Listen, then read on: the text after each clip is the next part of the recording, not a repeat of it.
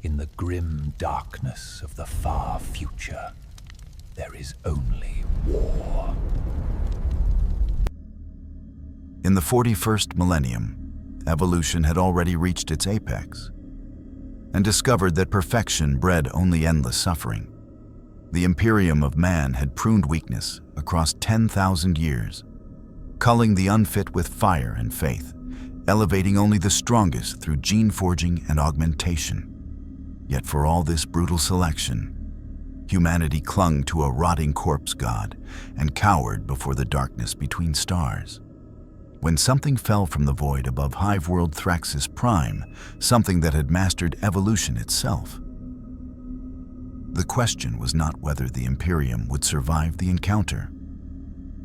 The question was whether survival still meant anything in a universe where strength had already failed to save anyone.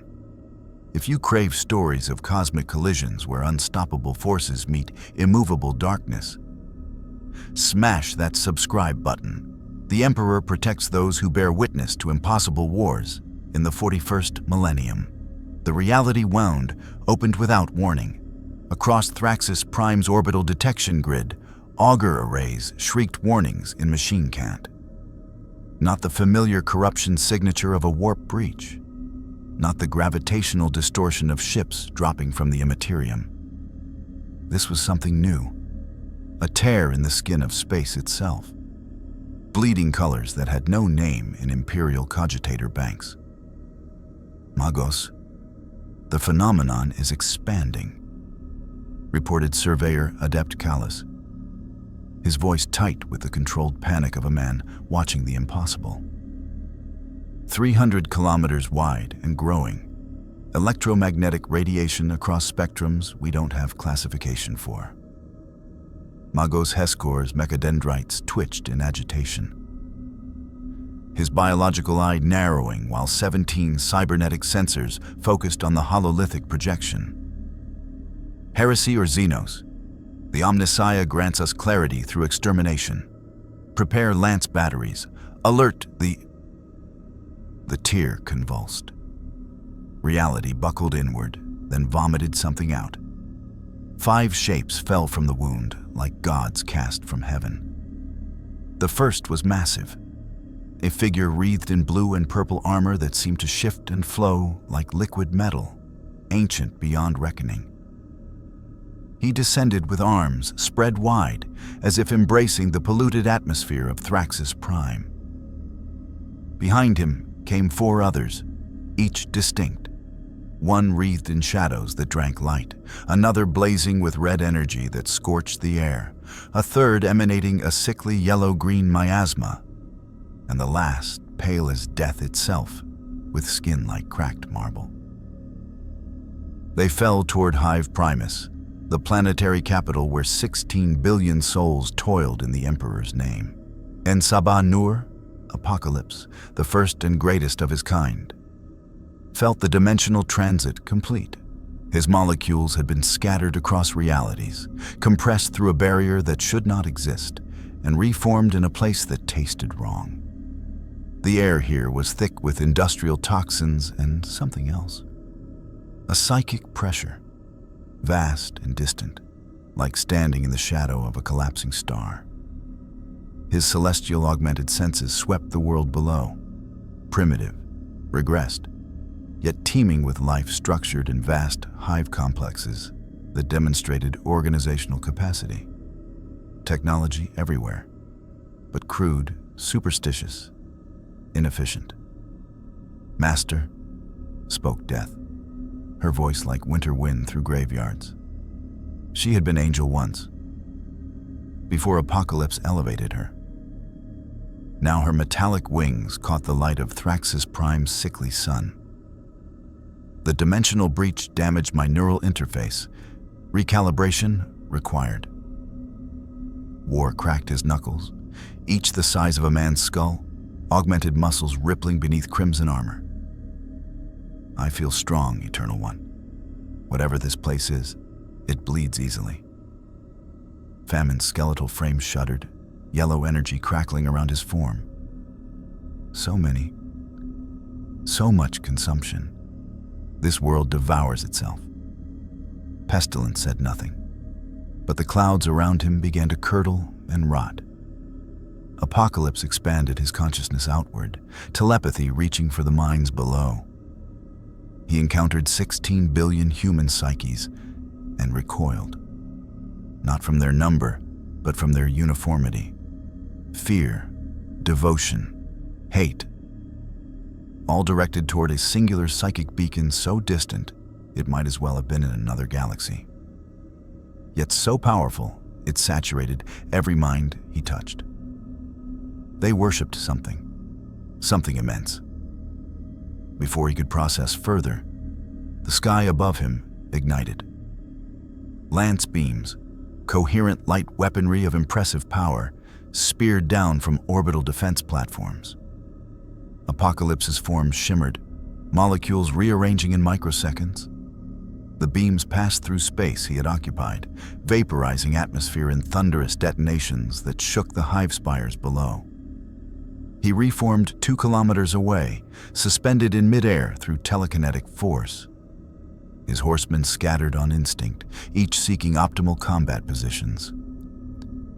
Interesting, Apocalypse murmured, voice resonating with ancient power. This world's inhabitants strike first and question later. A sign of strength or terminal paranoia. From orbit, Magos Heskor watched the impossible. His scanners showed the targets reforming, redistributing, surviving strikes that should have reduced them to constituent atoms. In the name of the Omnissiah, he whispered, a rare biological fear creeping through his augmented cortex. Send priority alert to Inquisition. Threat classification, apocalyptic. More lance strikes rained down. Apocalypse raised one hand, and the molecular structure of the incoming energy beams altered mid-flight. Light became solid matter, crystal formations that crashed harmlessly into the hive's outer hull. War laughed, a booming sound that echoed across kilometers, and launched himself toward the nearest defense platform.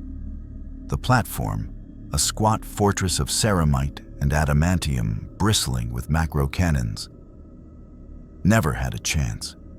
War struck it like a meteor, his apocalypse-enhanced strength allowing him to tear through meters-thick armor plating. Explosions blossomed across its surface as he ripped through power conduits and ammunition stores.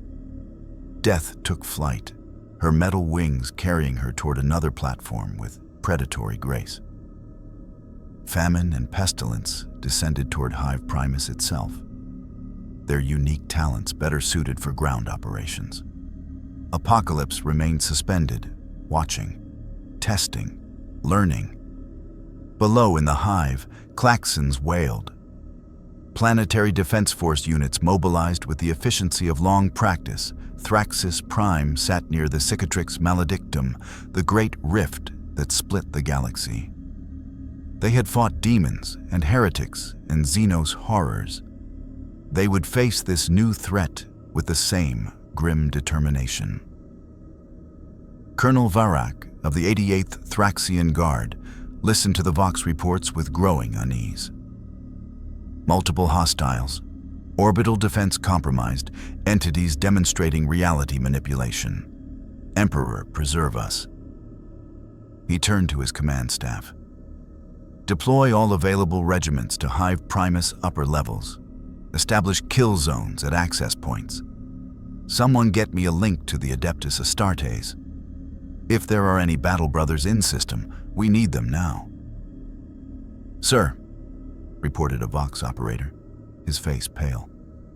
One of the entities is descending, directly toward our position.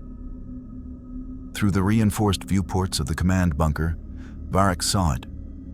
A figure wreathed in blue-purple energy, descending like a vengeful god, arms spread wide as if conducting a symphony. Behind him, the sky burned where orbital platforms died.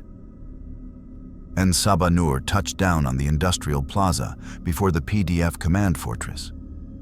His feet, bare despite the toxic sludge that covered everything in the underhive, made contact with corroded metal. Instantly, he understood. The metal spoke to him on a molecular level. Alloys he recognized but degraded.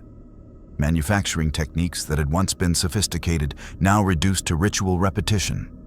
This civilization had fallen. And yet, they endured. Thousands of soldiers emerged from fortified positions, their weapons, crude ballistic and directed energy weapons, trained on him. He could sense their fear, their fanaticism, their readiness to die. "I am Apocalypse," he announced, his voice amplified across the plaza through telekinetic manipulation of air molecules. "En Saba Nur, the First One, the Eternal. I have crossed realities to stand before you. You have demonstrated strength by striking without hesitation. Now demonstrate wisdom. Kneel, and I will judge whether your civilization deserves to evolve or be pruned." Colonel Varak's response came through every Vox speaker in the plaza. "In the name of the God Emperor of mankind, we do not kneel to Xenos, mutants, or heretics. You will face his justice." The plaza erupted with weapons fire. Thousands of lasguns discharged in unison, their beams converging on Apocalypse in a storm of coherent light. Autocannons roared. Missile launchers coughed their deadly payloads skyward. Apocalypse stood unmoved as the firestorm washed over him. His molecular control created a barrier that absorbed kinetic and energy impacts, converting them into harmless radiation that dissipated into the atmosphere. When the initial barrage ceased, smoke clearing, he remained, unharmed, studying his attackers with ancient eyes. "You fight as one," he observed, and there was something like respect in his voice. "United through faith in this Emperor. Show me. Show me what makes you strong enough to survive in such a hostile universe." He took a single step forward. Every PDF soldier in the plaza opened fire again, and the war for Thrax's Prime truly began. Apocalypse walked through the lasgun fire like a man strolling through rain. Each beam that struck him simply ceased to exist at the molecular level. Energy patterns disrupted and scattered harmlessly. He had faced celestials and survived, had warred against gods and emerged victorious. These primitive weapons were curiosities, evidence of a fallen civilization clinging to degraded technology through religious ritual rather than understanding. But the soldiers themselves, they were interesting. Not one retreated. Not one broke formation despite watching their weapons fail utterly against him. They fought with mechanical precision, born of indoctrination so complete it had erased individual survival instinct. When the front ranks fell, not to Apocalypse's counterattack, which he had not yet launched, but to their own weapons overheating and ammunition stores depleting, the ranks behind simply advanced over their corpses. "Impressive discipline," Apocalypse said, his voice cutting through the weapon's fire. "But discipline without evolution is stagnation. Let me show you what true strength looks like." He raised both hands, and the plaza itself responded. The corroded metal beneath the soldiers' feet began to flow like water, restructured at the molecular level. Apocalypse reached into the fundamental building blocks of matter and commanded change. Ferrocrete barriers liquefied. Weapons in soldiers' hands began transforming, metal components fusing into useless slag. The very air grew thick as he altered its composition, creating a zone of increased atmospheric pressure that made breathing laborious. Men fell to their knees, not from submission, but from the crushing weight of air that had become dense as water. Still, they tried to fight. Some drew combat knives and began crawling forward. Others activated Vox beads to call for artillery strikes on their own position. "You would die rather than adapt," Apocalypse observed. And for the first time since arriving in this strange universe, he felt something unexpected: disappointment. You are strong in your conviction, but you have mistaken rigidity for resilience. This is not evolution. This is extinction, wearing the mask of faith. From his position in the command bunker, Colonel Varric watched his soldiers suffocate and made the only choice available to a servant of the Imperium. Artillery batteries, fire mission on my position, authorization code Throne 7 Omega. The Emperor protects. Sir, you're still in the target zone. I said fire.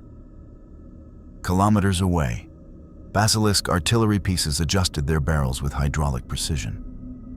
Earthshaker cannons spoke in chorus, launching high explosive shells in arcing trajectories toward Hive Primus Command Plaza. The Emperor's judgment, delivered at supersonic velocity.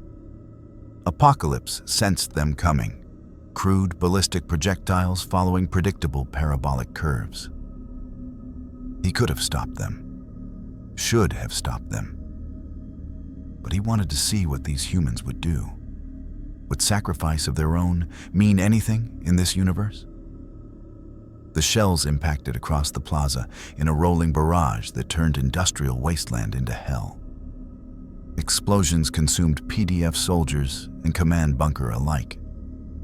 Fire washed over Apocalypse's position, and for 3 seconds, the entire zone was nothing but flame and shrapnel. When the smoke cleared, Apocalypse stood untouched in a crater of molten metal and charred bone. His molecular shield had protected him completely. Around him, 1,600 Imperial soldiers lay dead, killed by their own artillery rather than surrender or flee. Madness, he whispered. Then, reconsidering, or perhaps the ultimate test. They have already embraced my philosophy. Only the strongest survive, and they measure strength through willingness to die for their cause. He expanded his telepathic senses again, reaching beyond the immediate battlefield into the Hive proper. 16 billion minds, and now he pushed harder, ignoring the psychic pressure from that distant beacon. He needed to understand this place, this civilization that seemed to embody survival of the fittest taken to its logical, horrifying extreme. What he found made even the Eternal pause. This was not one world.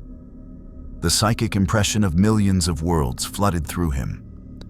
A galaxy-spanning empire built on endless war, perpetual sacrifice, and worship of a being called the God Emperor.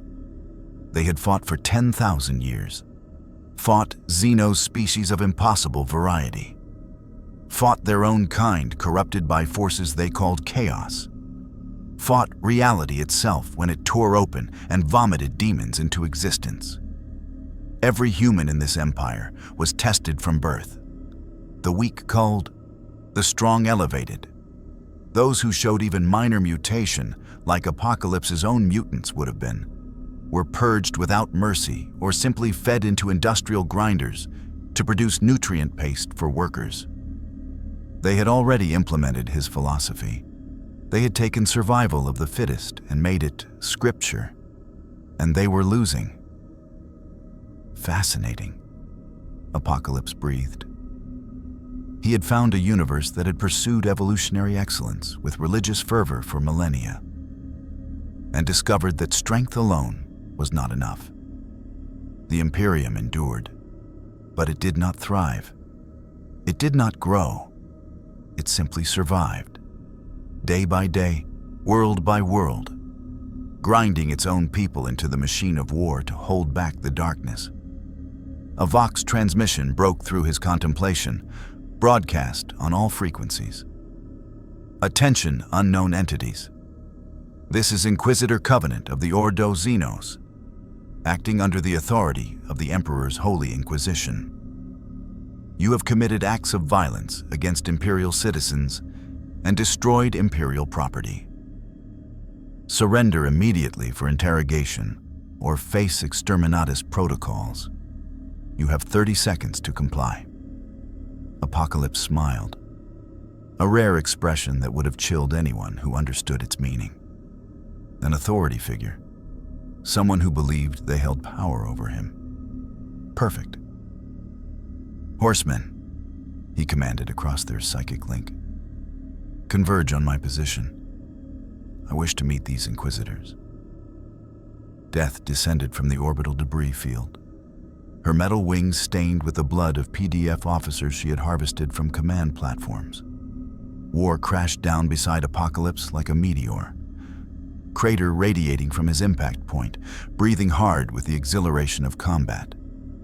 Famine materialized from the hive's shadows, yellow energy still crackling around skeletal fingers.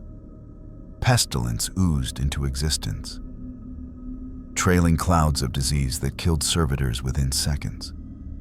Together, they stood in the ruined plaza, 5 beings from another reality, facing a galaxy that had already embraced and been damned by their philosophy. "Master?" Death asked, her voice uncertain in a way it had never been before. "These humans, they fight like they welcome death." "They do," Apocalypse confirmed. "They have been conditioned to believe that dying for their emperor is the highest honor. Death is not a deterrent, it is a reward." War frowned, confused. "Then how do we conquer them?"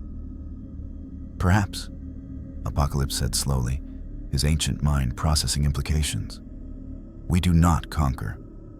Perhaps we study. This Imperium has conducted my great experiment for 10,000 years.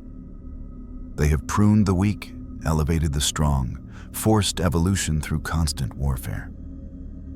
And look at the result." He gestured at the corpse-strewn plaza. "Strength without wisdom, survival without purpose. They are mighty and miserable." Above them, the sky split open again, not with reality wounds this time, but with the contrails of drop pods. Dozens of them, screaming through atmosphere on plumes of fire. Each pod was the size of a building, armored in blessed ceramite and inscribed with prayers in a language Apocalypse's celestial-enhanced cognition immediately translated and filed away. The Adeptus Astartes had arrived.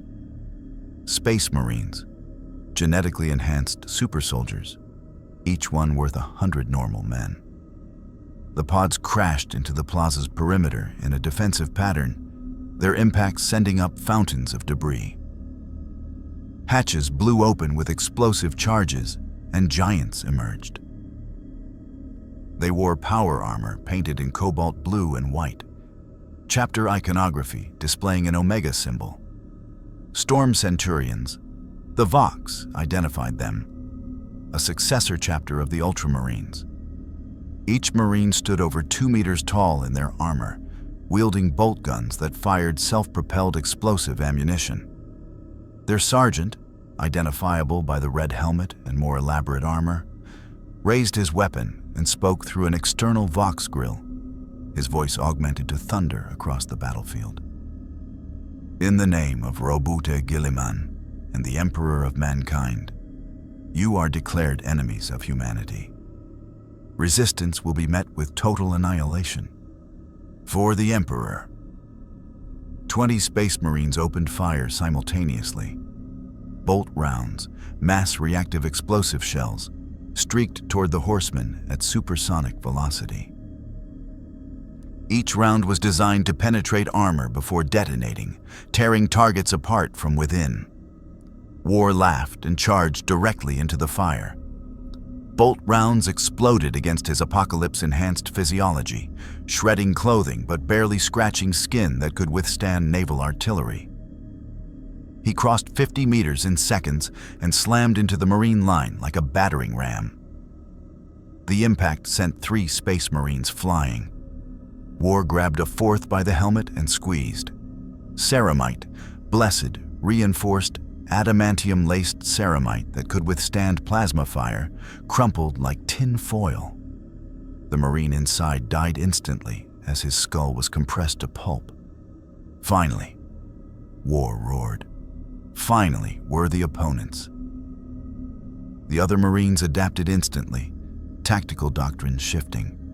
They spread out, using superior coordination to surround war from multiple angles. Chainswords roared to life, monomolecular toothed blades spinning at thousands of RPM. One Marine drove his chainsword deep into War's side, the blade chewing through enhanced muscle.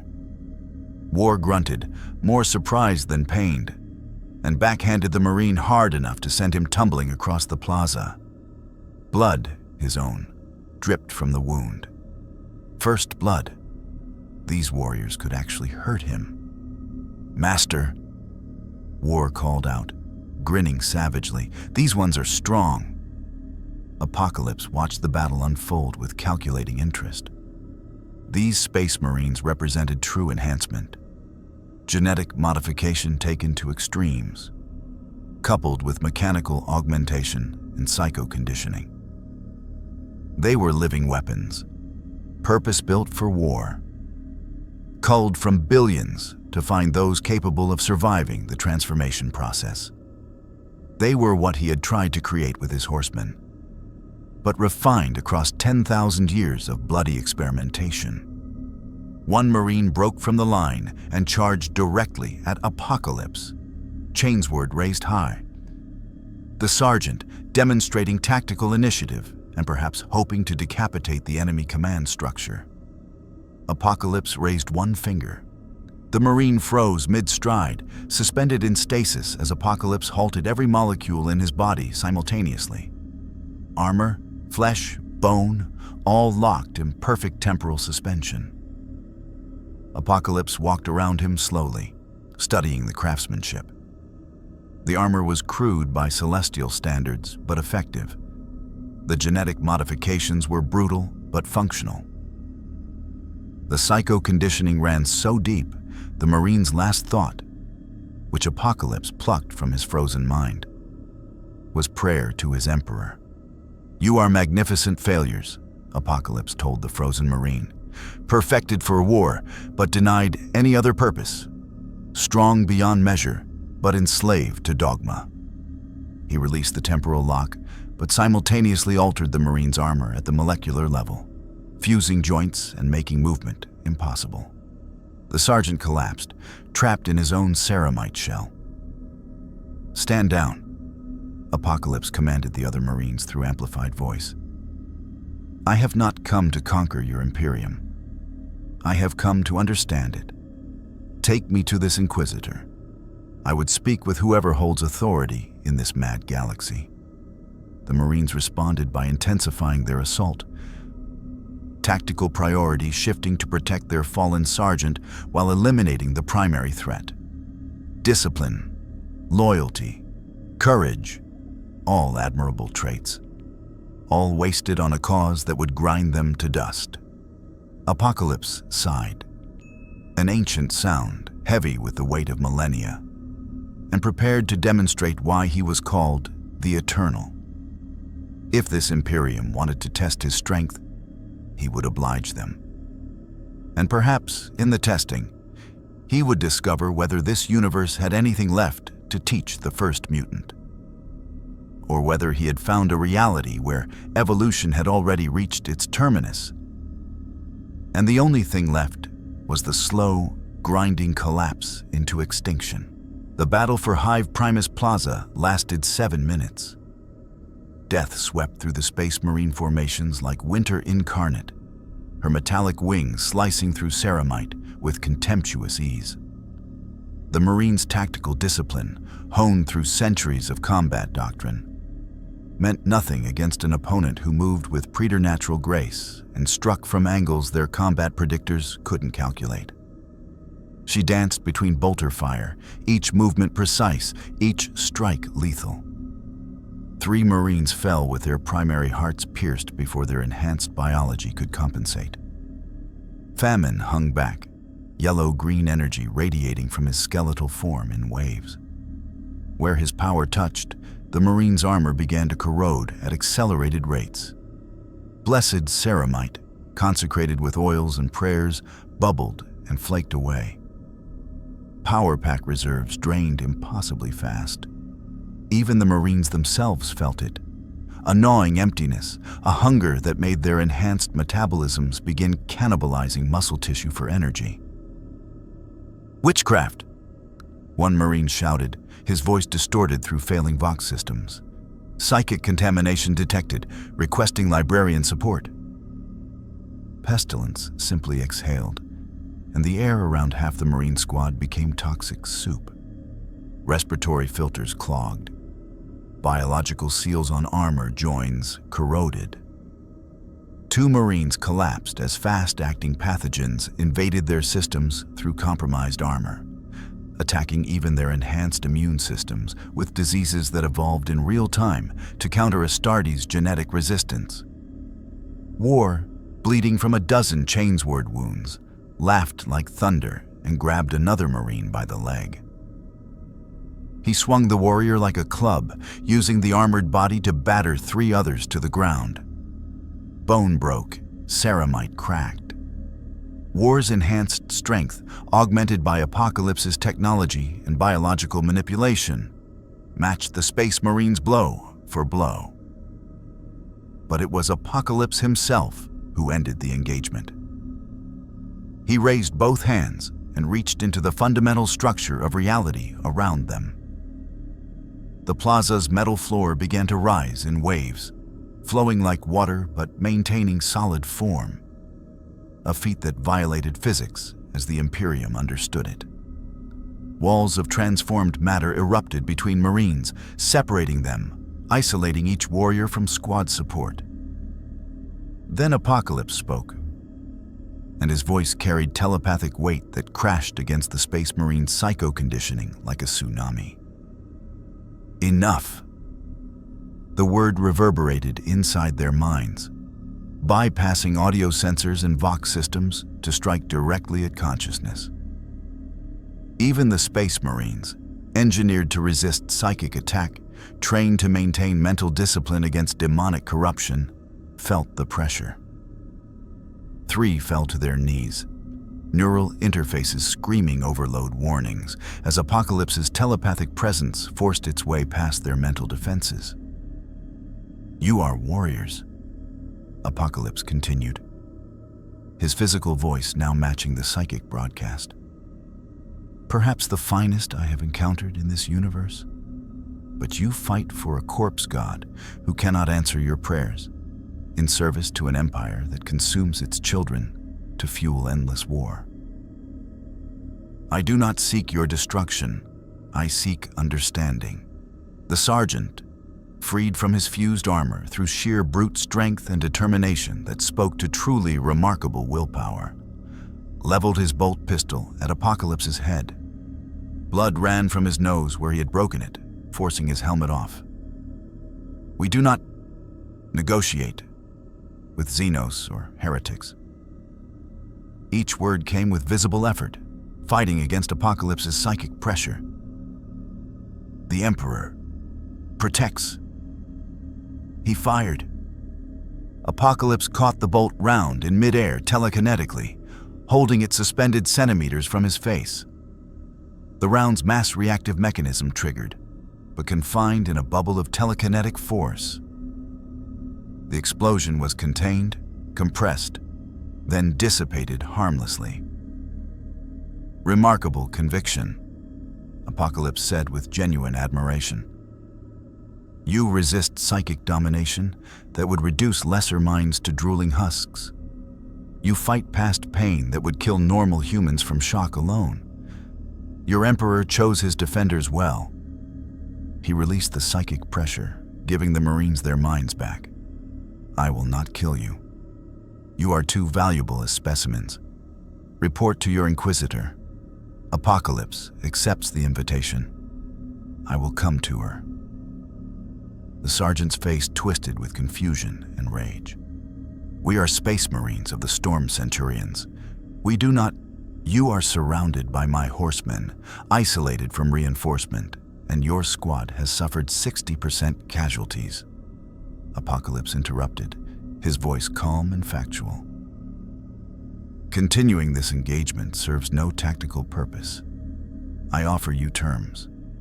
Withdraw with your wounded, and I will meet with Imperial authority under temporary ceasefire.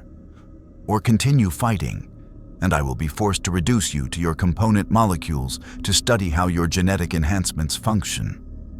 Choose. For 5 eternal seconds, the sergeant stood frozen in indecision. His training screamed to fight to the death. His tactical assessment acknowledged the truth of Apocalypse's words. His honor demanded he never surrender. Then a new voice crackled across all Vox frequencies, cold and feminine and carrying absolute authority. Sergeant Victus, this is Inquisitor Covenant. Stand down. I am invoking my authority under the Inquisitorial mandate. Withdraw your remaining forces to secondary positions and establish perimeter containment. I will speak with this entity. The sergeant's jaw clenched hard enough to crack teeth. But he was Astartes, genetically conditioned for absolute obedience to properly authorized Imperial command. Acknowledged, Inquisitor. Emperor protect you. He switched to Squad Vox. Storm Centurions, fighting withdrawal to Rally Point Secundus. Recover our fallen brothers. For Guilliman and the Emperor. The remaining Marines executed the maneuver with professional precision, retrieving both dead and wounded under covering fire, while pulling back toward the Hive's outer districts. Within 90 seconds, the plaza stood empty save for Apocalypse, his horsemen, and the broken bodies of PDF soldiers who had died in the initial assault. War spat blood, his enhanced healing already closing the chainsword wounds. Master, you let them retreat. Why? We could have studied them here. Because I am not here to conquer through force alone, Apocalypse replied, his ancient eyes scanning the burning skyline of Hive Primus. This Imperium has endured 10,000 years of constant warfare. They do not fear death, they worship it. To defeat them through conventional battle would require exterminating every human in this galaxy, and that... He paused, processing implications. Would be wasteful. No, I will understand them first, learn what makes them strong, and then decide whether they deserve to evolve or deserve extinction. Death folded her metallic wings. Purple blood, space marine blood, dripping from the bladed feathers. Master, I felt something when I killed them. They did not fear. They did not beg. They prayed. Her voice carried confusion. An emotion Apocalypse had carefully cultivated out of his horsemen. What kind of warriors welcome death? Warriors who have been conditioned to see life as suffering and death as reward. Apocalypse answered. Warriors who have been taught that individual survival means nothing compared to species survival. Warriors who embody my philosophy, taken to its most extreme conclusion. He gestured. The air before them shimmered. Using his matter manipulation abilities, Apocalypse began constructing a throne from the plaza's transformed metal. A statement, a symbol, a place to receive this Inquisitor from a position of strength. The metal flowed and shaped itself into a seat of ancient design, incorporating motifs from a dozen civilizations Apocalypse had conquered or elevated over his 5,000 years. Famine, pestilence, scout the Hive's lower levels. I want to understand this society structure, how they live, what they value, how they maintain order among billions. Do not kill unless attacked. We are observers now, not conquerors. The two horsemen exchanged glances, but obeyed, disappearing into the Hive's labyrinthine depths. War, death. With me. When this Inquisitor arrives, she will judge our threat level by our presentation. Let us show her that we are not mindless destroyers, but beings of purpose and power. They waited. 30 minutes later, the air above the plaza began to shimmer with different energy. Teleportation technology, Apocalypse's senses identified. Crude but effective. 5 figures materialized in a burst of displaced atmosphere. One woman in ornate powered armor, bearing the Inquisitorial seal. 2 more space marines from a different chapter, their armor marked with the symbols of the Death Watch, elite Xenos hunters. And 2 figures in crimson robes that practically hummed with psychic potential. Inquisitor Covenant was a severe woman, with augmetic eyes that glowed pale blue and a bionic arm that ended in a crackling power fist. She studied Apocalypse with the cold assessment of someone who had stared down horrors and condemned worlds. Behind her, the Death Watch Marines kept weapons trained on Apocalypse, but held fire, trusting their Inquisitor's judgment. The Psychers, both women with shaved heads covered in purity seals and parchment inscriptions, flanked the group, their eyes blazing with inner fire as they erected psychic wards. "I am Inquisitor Alara Covenant of the Ordo Xenos," the woman announced, her voice amplified by Vox speakers in her armor. "You have destroyed Imperial property, killed Imperial citizens, and demonstrated abilities that classify you as either Xenos, mutant, or demonically corrupted entities. Under my authority, I demand you identify yourselves and state your purpose in Imperial space." Apocalypse stood from his throne with the fluid grace of perfect molecular control. He spread his arms wide, a gesture of openness, though both horsemen remained ready for combat. "I am En-Saba-Nur, though I have been called many names across many ages. Apocalypse, for I bring the end to the old and weak. The Eternal, for I have lived 5,000 years and will live 5,000 more. I come from beyond your reality, through a dimensional breach I did not intend. I find myself in your 41st millennium, and I am curious." "Curious," Covenant repeated flatly. "You kill my soldiers and claim curiosity as motivation?" "I defended myself against immediate attack," Apocalypse corrected. "Your forces fired upon me without communication. They continued fighting even when defeat was certain. They called for artillery strikes on their own position rather than surrender. Tell me, Inquisitor, is this the Imperium's standard response to first contact with unknown entities? Strike first, never ask questions, die before yielding?" Something flickered in Covenant's augmetic eyes, perhaps surprised that this entity understood tactics and questioned Imperial doctrine. "In the 41st millennium, there are no unknown entities. Only Xenos to be purged, heretics to be burned, and demons to be banished. You demonstrated reality manipulation, telepathic influence, and matter conversion.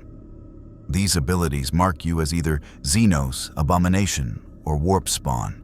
Which are you?" "Neither," Apocalypse said simply. "I am mutant, the first of my kind, evolved beyond baseline humanity through natural genetic expression and enhanced through technology older than your Imperium. I have mastered evolution itself, guided civilizations toward strength, and culled weakness wherever I found it." He paused, letting that sink in. "I have done for 5 millennia what your Imperium claims to do. Ensure only the strong survive. Yet you call yourselves faithful servants, while I claim no god but evolution itself." The Psychers gasped simultaneously, their psychic senses recoiling from something they perceived in Apocalypse's words. One whispered urgently to Covenant, "Inquisitor, he speaks truth, or believes he does." No taint of chaos detected, but his psychic presence is ancient, older than the Imperium itself, possibly older than the Emperor's internment. Covenant's expression didn't change, but Apocalypse caught the micro-hesitation, the slight recalculation in her tactical assessment. She was intelligent, adapting her approach based on new information. Good. He could work with intelligence. You claim to champion strength, Covenant said slowly. Yet you offer ceasefire to enemies. You say you cull weakness, yet you allowed my Space Marines to retreat with wounded. These actions contradict your stated philosophy. Apocalypse smiled. Not the predatory expression from earlier, but something more thoughtful. No, Inquisitor. They illuminated. True strength is knowing when to fight and when to observe. True evolution requires study, not blind slaughter. I let your Marines retreat because killing them would teach me nothing I don't already know. But speaking with you, learning about this Imperium that has survived 10,000 years of warfare, that is valuable. He descended from his throne, walking slowly toward the inquisitorial group. The Death Watch Marines tensed, weapons tracking his movement. War and Death shifted position, ready to intercept any threat. I have questions, Inquisitor Covenant. Questions about your God Emperor, who radiates psychic power across the galaxy yet does not speak. Questions about your Imperium, which has embraced survival of the fittest as doctrine, yet seems to be slowly dying despite this. Questions about the forces you call chaos, which offer evolution through corruption. And questions about the Xeno species you fight. Surely some of them are strong enough to deserve existence. Covenant's hand moved toward her bolt pistol, then stopped. Calculations ran behind those augmetic eyes. You want information. I want understanding. Apocalypse corrected. And in exchange, I offer you the same. I will answer your questions about my nature, my powers, my purpose. An exchange of knowledge between civilizations. Surely even your Imperium recognizes the value of intelligence gathering. For a long moment, Covenant said nothing. Then, if I refuse, if I deem you too dangerous to allow continued existence, then you will attempt to destroy me, and we will discover whether your Imperium's might exceeds mine.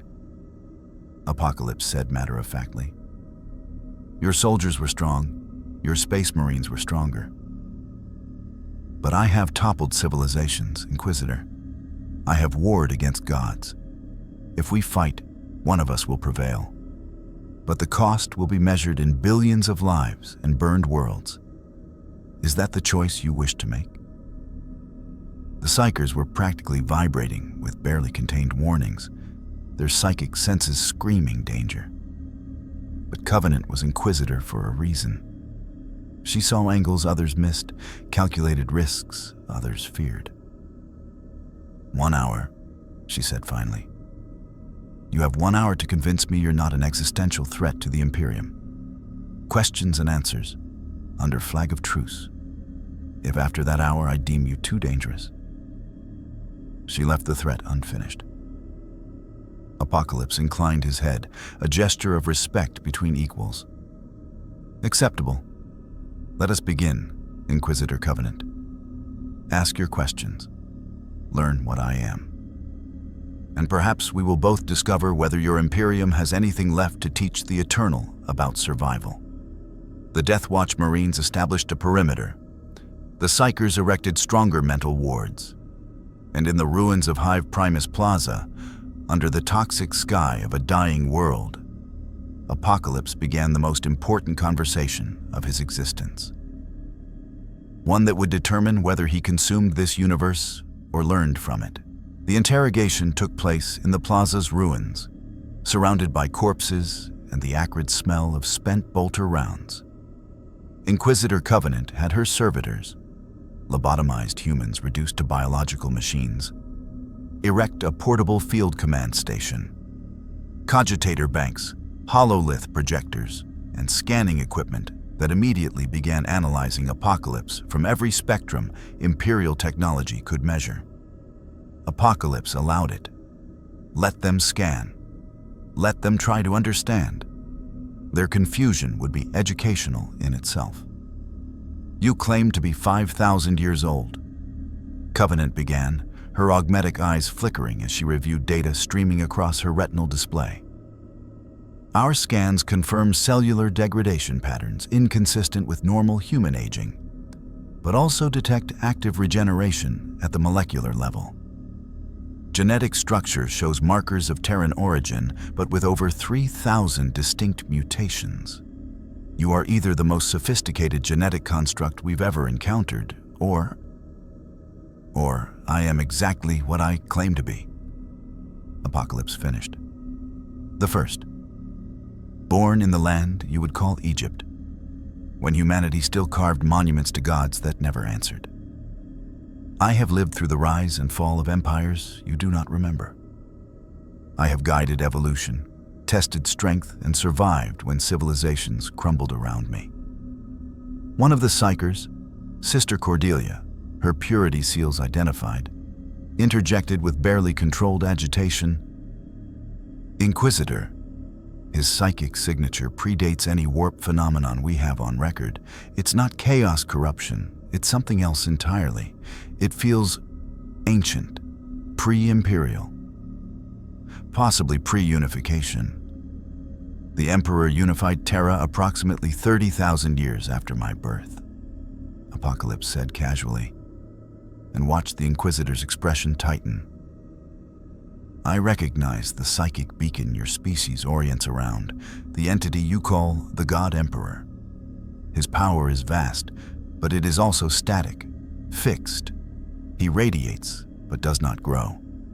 A battery draining slowly while your species prays to him for salvation that never comes. Heresy, growled one of the Death Watch Marines.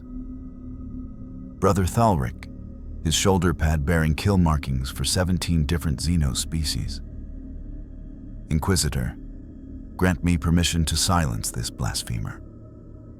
Covenant raised her power fist in a staying gesture. Stand down, Brother Thalric. We're gathering intelligence.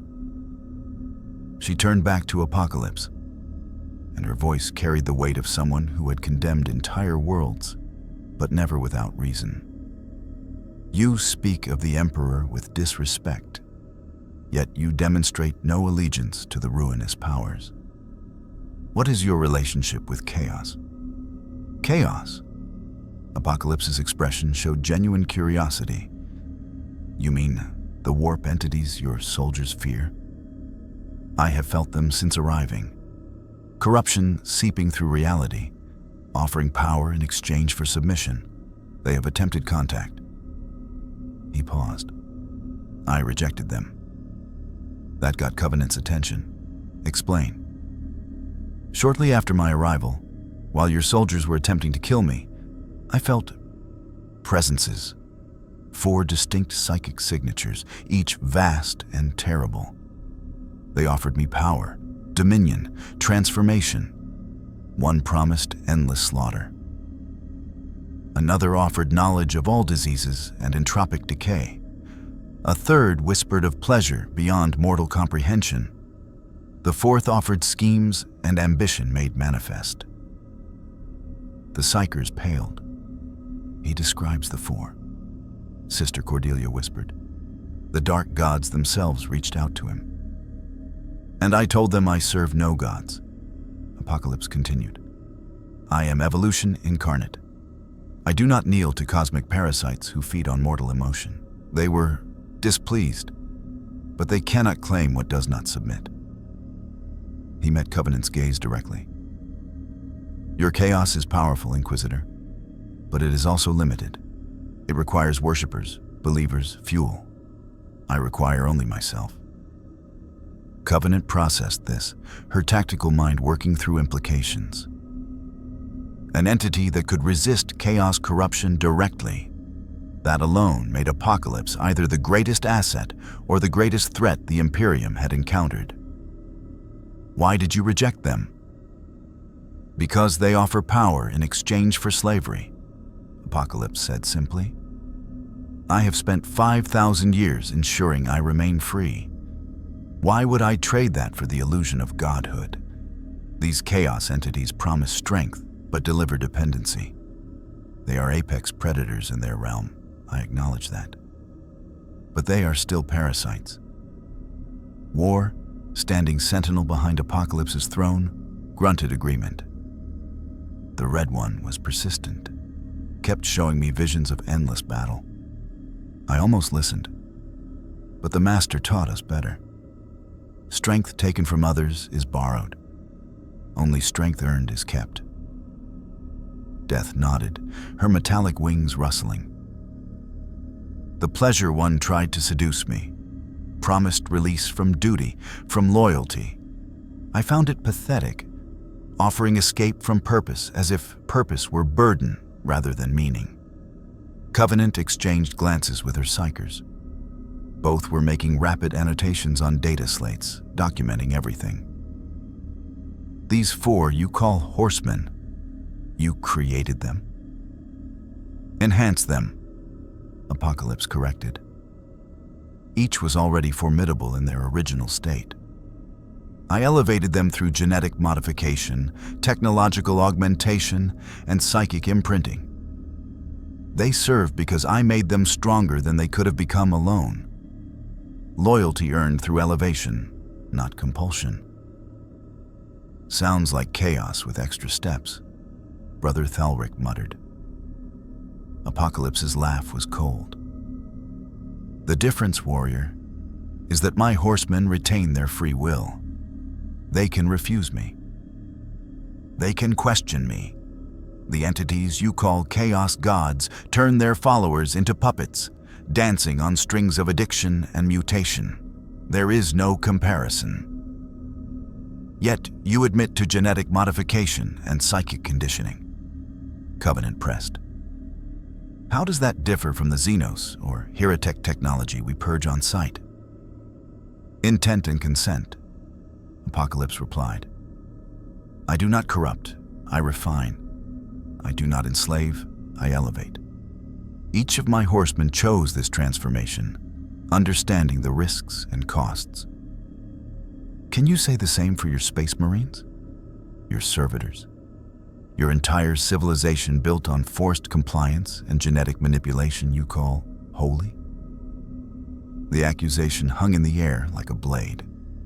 Covenant's expression remained neutral, but Apocalypse sensed the tension radiating from her.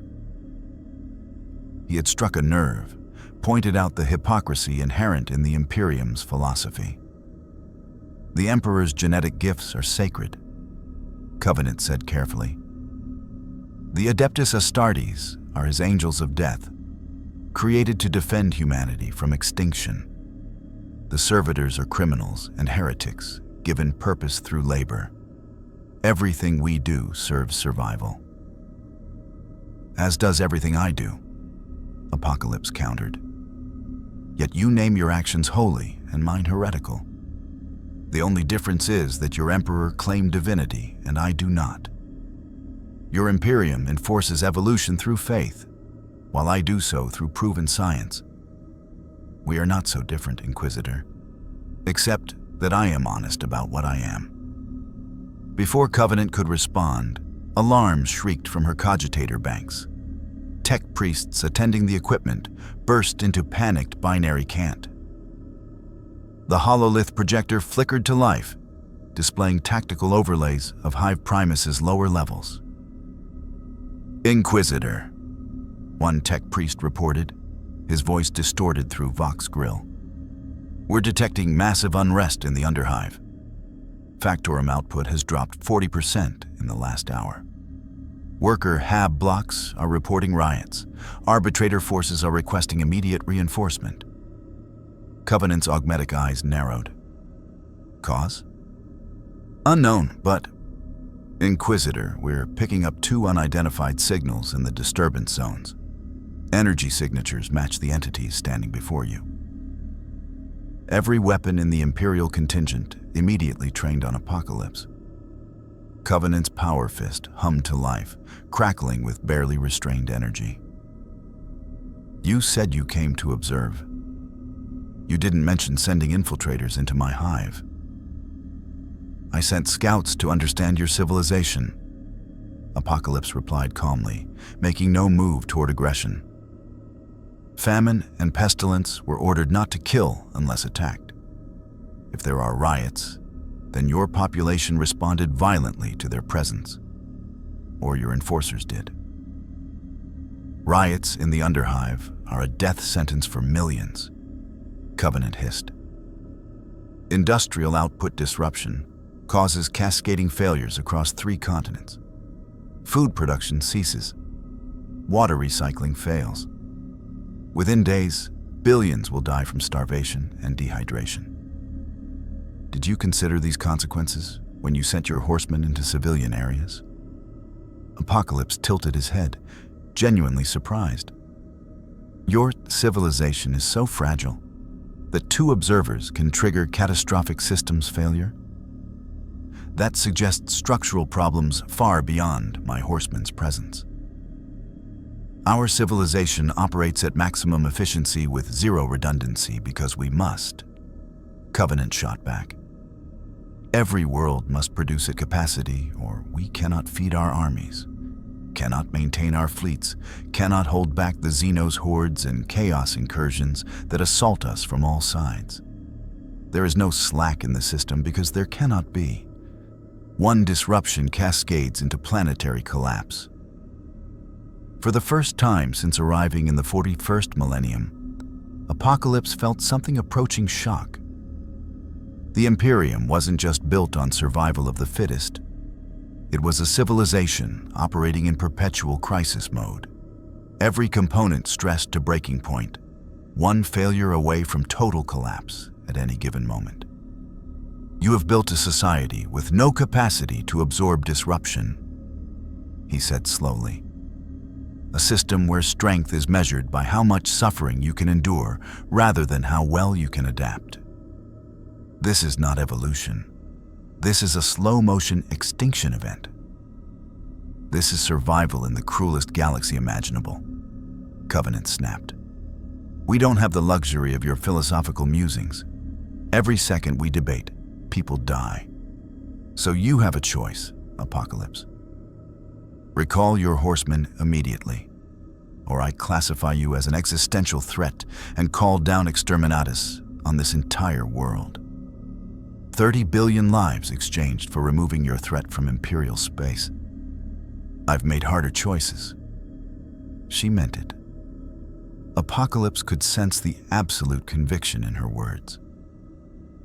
This woman would condemn 30 billion humans to death, her own species, if she deemed it necessary for species survival. The calculus was brutal, logical, and completely insane by any standard, except the Imperium's own. War tensed, ready to defend his master. Death's wings spread slightly, prepared for combat. The Deathwatch Marines adjusted their aim, prioritizing targets. Apocalypse raised one hand, not in surrender, but in acknowledgement. I will recall them. But understand, Inquisitor, you have just demonstrated the fundamental problem with your Imperium. You are so committed to survival through sacrifice that you have lost the ability to imagine any other path. You would kill billions to preserve the system that requires killing billions. He closed his eyes and reached out psychically to his distant horsemen. Famine, pestilence. Return to me immediately. We have learned what we needed. They will return within the hour, Apocalypse said, opening his eyes. And before they arrive, I will answer the question you're truly asking. Am I a threat to your Imperium? Covenant waited, power fist still active, ready to strike. Yes, Apocalypse said, but not in the way you think. I do not threaten your Imperium through force. I could burn worlds, but you've proven you'll burn them faster to stop me. I threaten your Imperium through something far more dangerous. I offer an alternative. I represent the possibility that survival of the fittest can be pursued without perpetual suffering. That evolution can be guided rather than forced. that strength can be built rather than scavenged from the dying. He stood, his presence radiating ancient power and absolute conviction. Your Imperium has taken my philosophy and twisted it into nightmare. You cull weakness so thoroughly that you've created a species of the perpetually wounded. You test strength so constantly that none can ever rest long enough to truly heal. You have survived for 10,000 years, yes. But at what cost?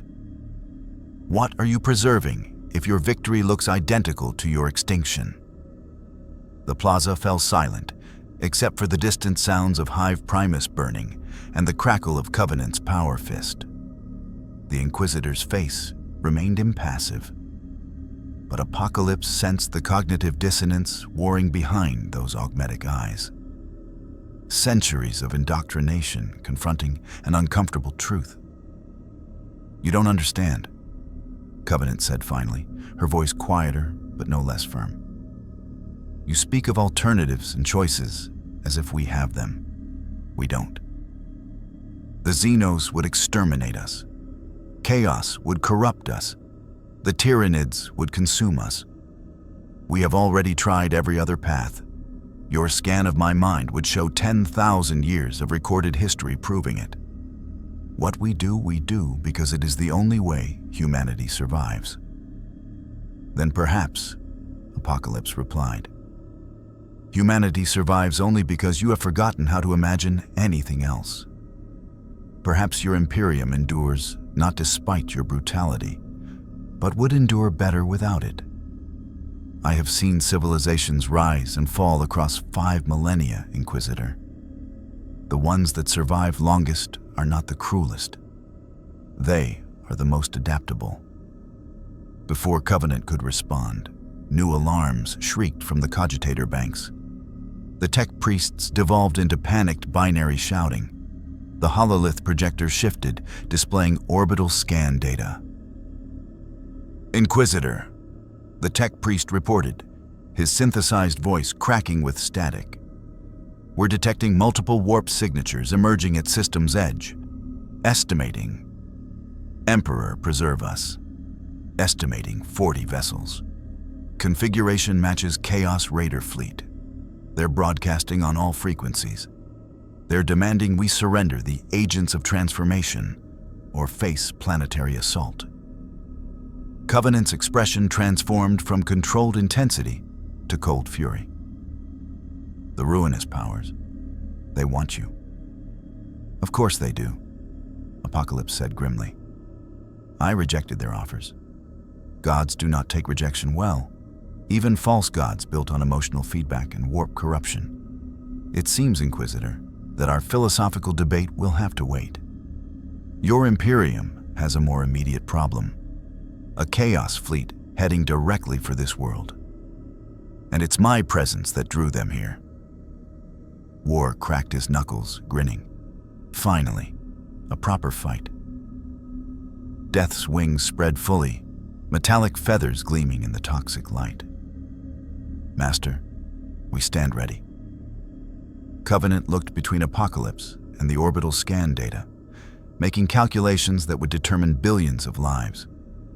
Her voice, when she spoke, carried the weight of absolute authority. 40 Chaos vessels against 1 system defense fleet and whatever assets I can call in from neighboring sectors within the next 6 hours. Tactically, we're outmatched. If they commit to planetary assault, Thrax's prime burns. She turned her augmetic gaze directly on Apocalypse. You brought this threat to my world.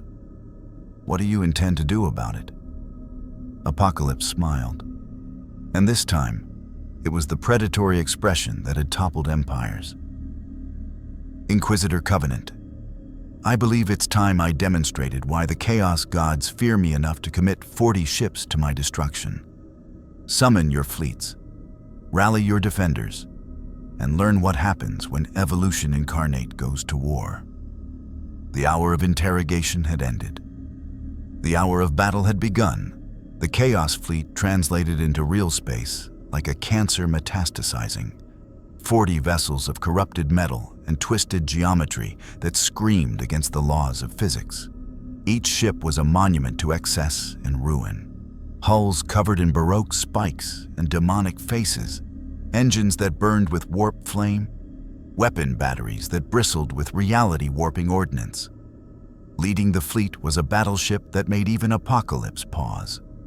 The Despoiler's Fist, a vessel 3 kilometers long, its hull festooned with the 8-pointed star of Chaos, undivided. Vox transmissions flooded every frequency, and the voice that emerged was layered. 4 voices speaking in harmony, each representing one of the dark gods. Mortals of the false emperor. The transmission boomed, distorted and terrible. You harbor one who refused the gifts of the true powers. Surrender En-Saba Nur and his servants, and we shall depart in peace. Refuse, and we shall baptize your world in blood and madness, until its very atoms scream worship to the Pantheon. Inquisitor Covenant stood on the command platform of her requisitioned orbital defense station, surrounded by naval officers and tech priests frantically coordinating defensive positions. She listened to the transmission, then activated her own Vox response, voice cold as the void. This is Inquisitor Alara Covenant, acting under authority of the God Emperor of mankind. Your threats are noted and rejected. Thraxis Prime stands with the Imperium, now and forever. Come test our defenses if you dare, traitors. She cut the transmission and turned to her fleet coordinator.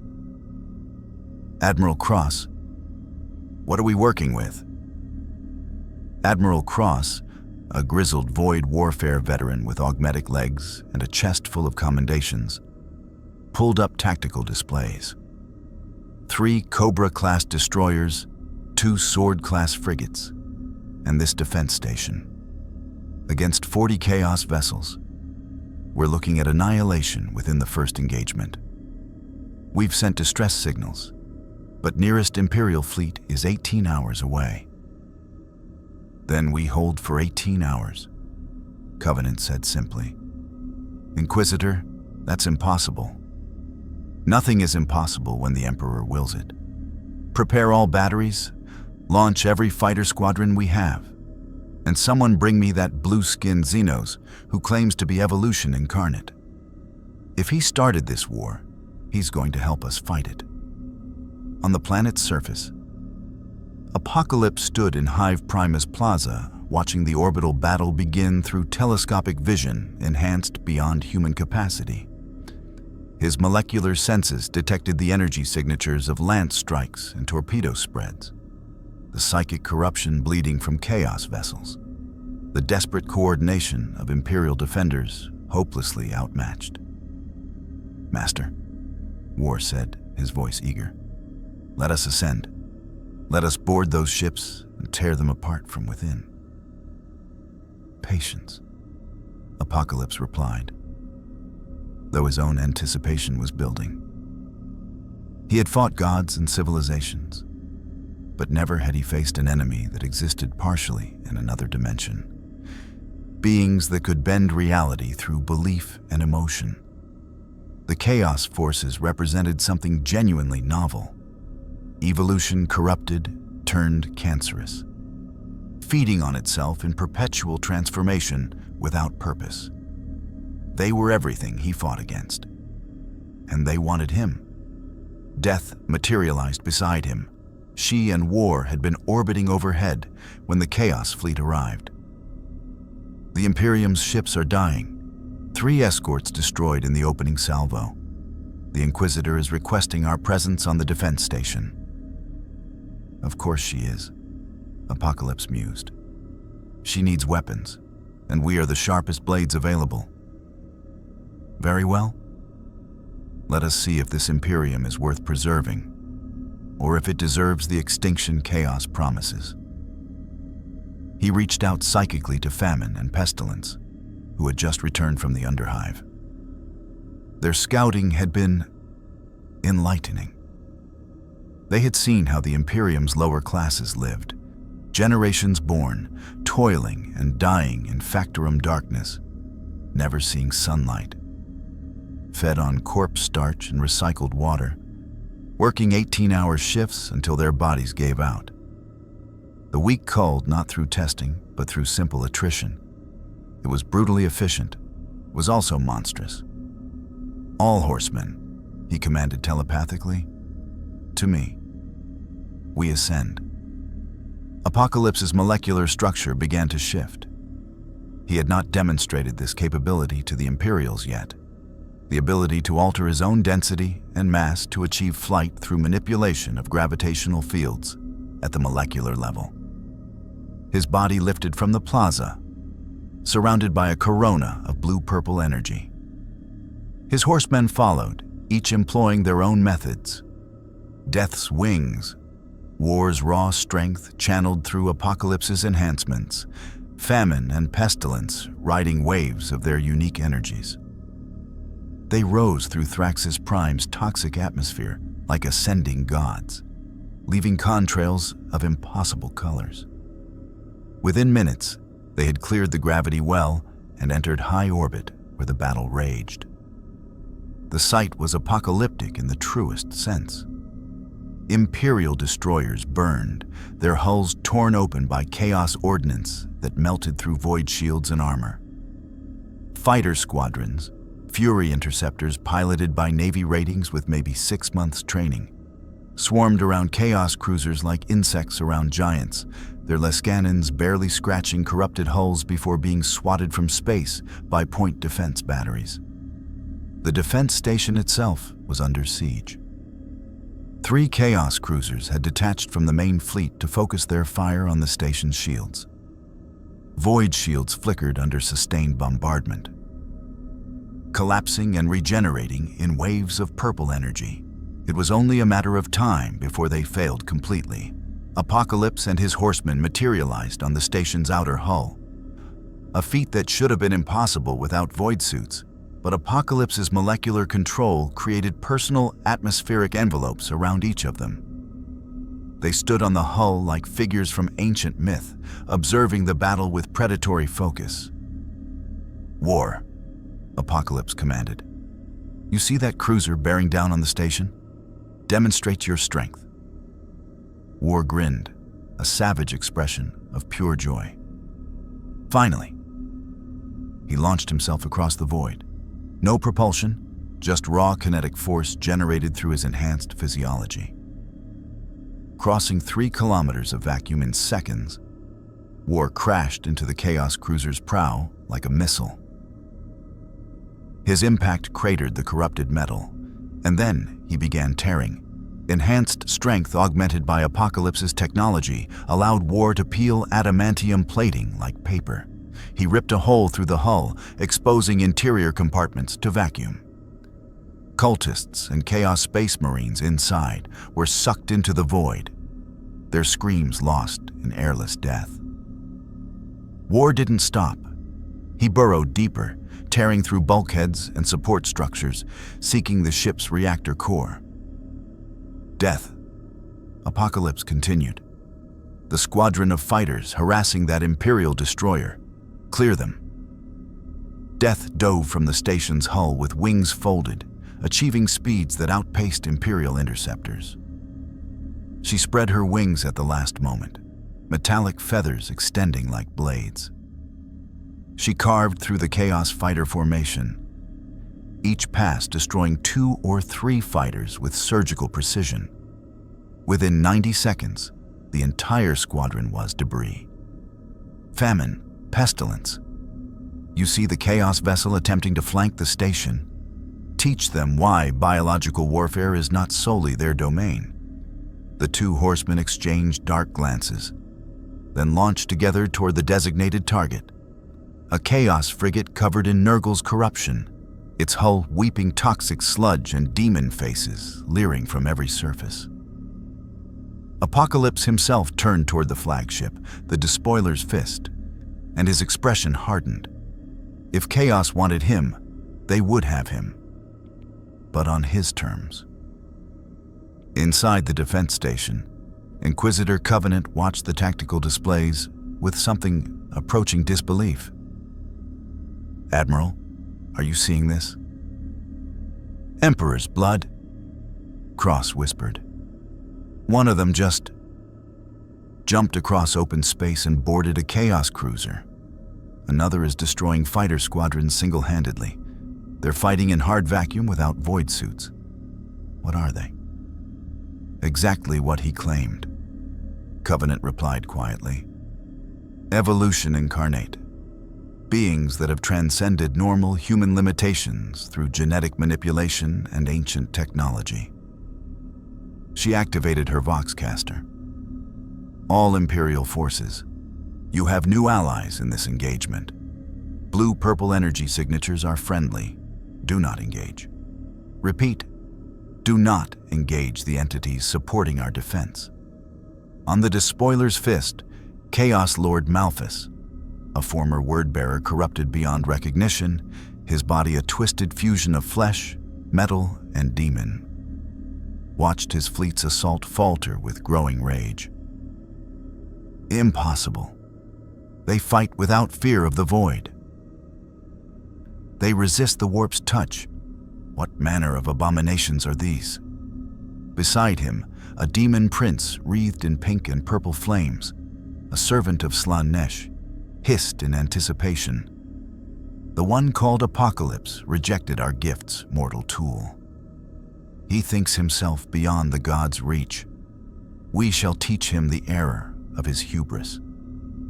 "Then do so, demon," Malphus snarled. "The dark gods promised this one to us. I will not return to the Eye of Terror empty-handed."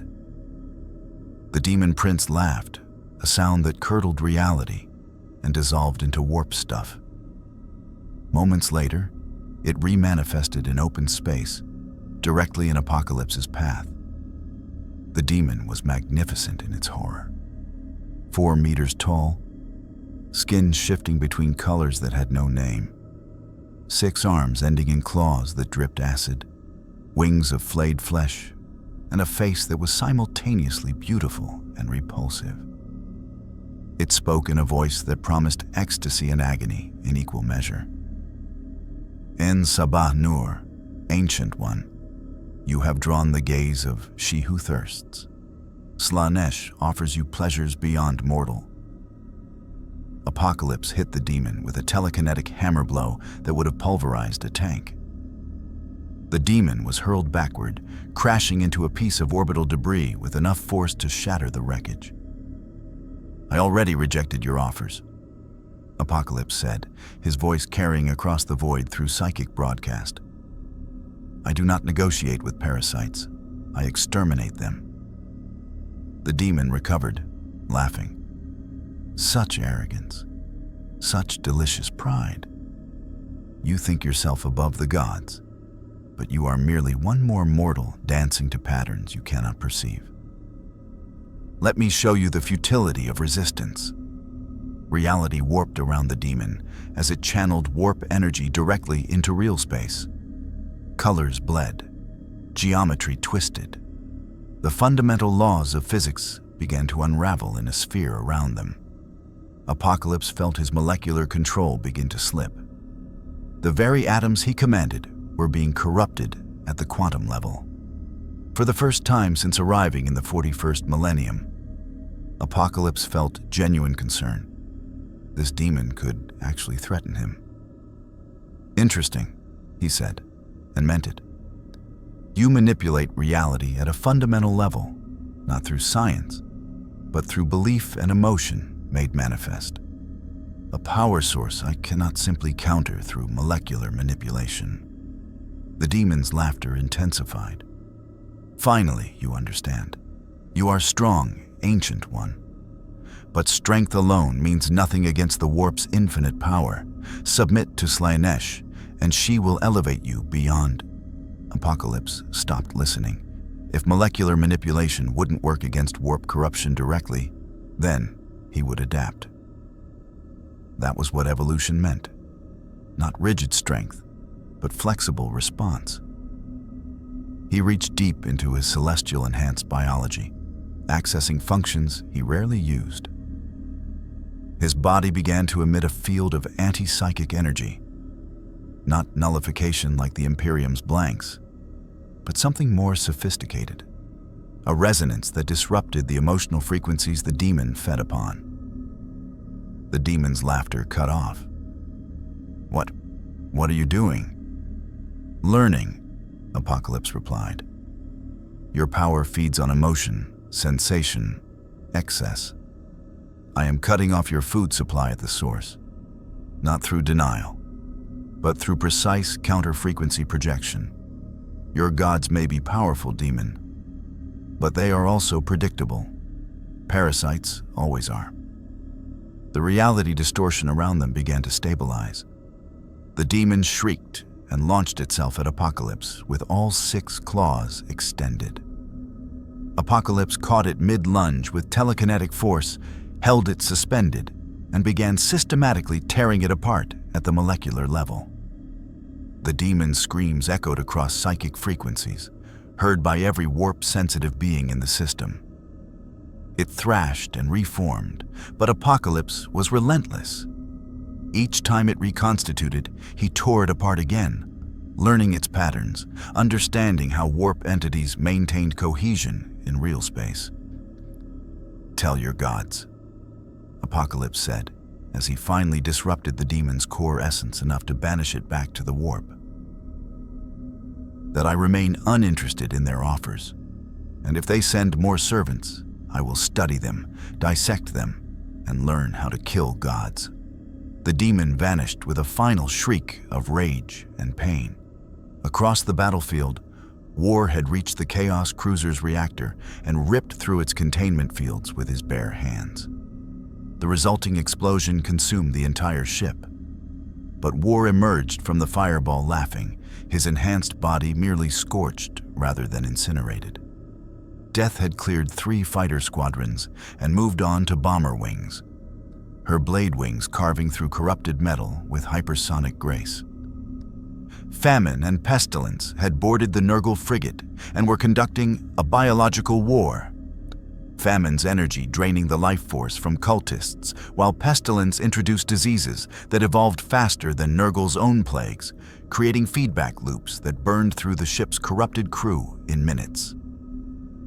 Aboard the Despoiler's Fist, Chaos Lord Malphus watched his fleet's assault crumble.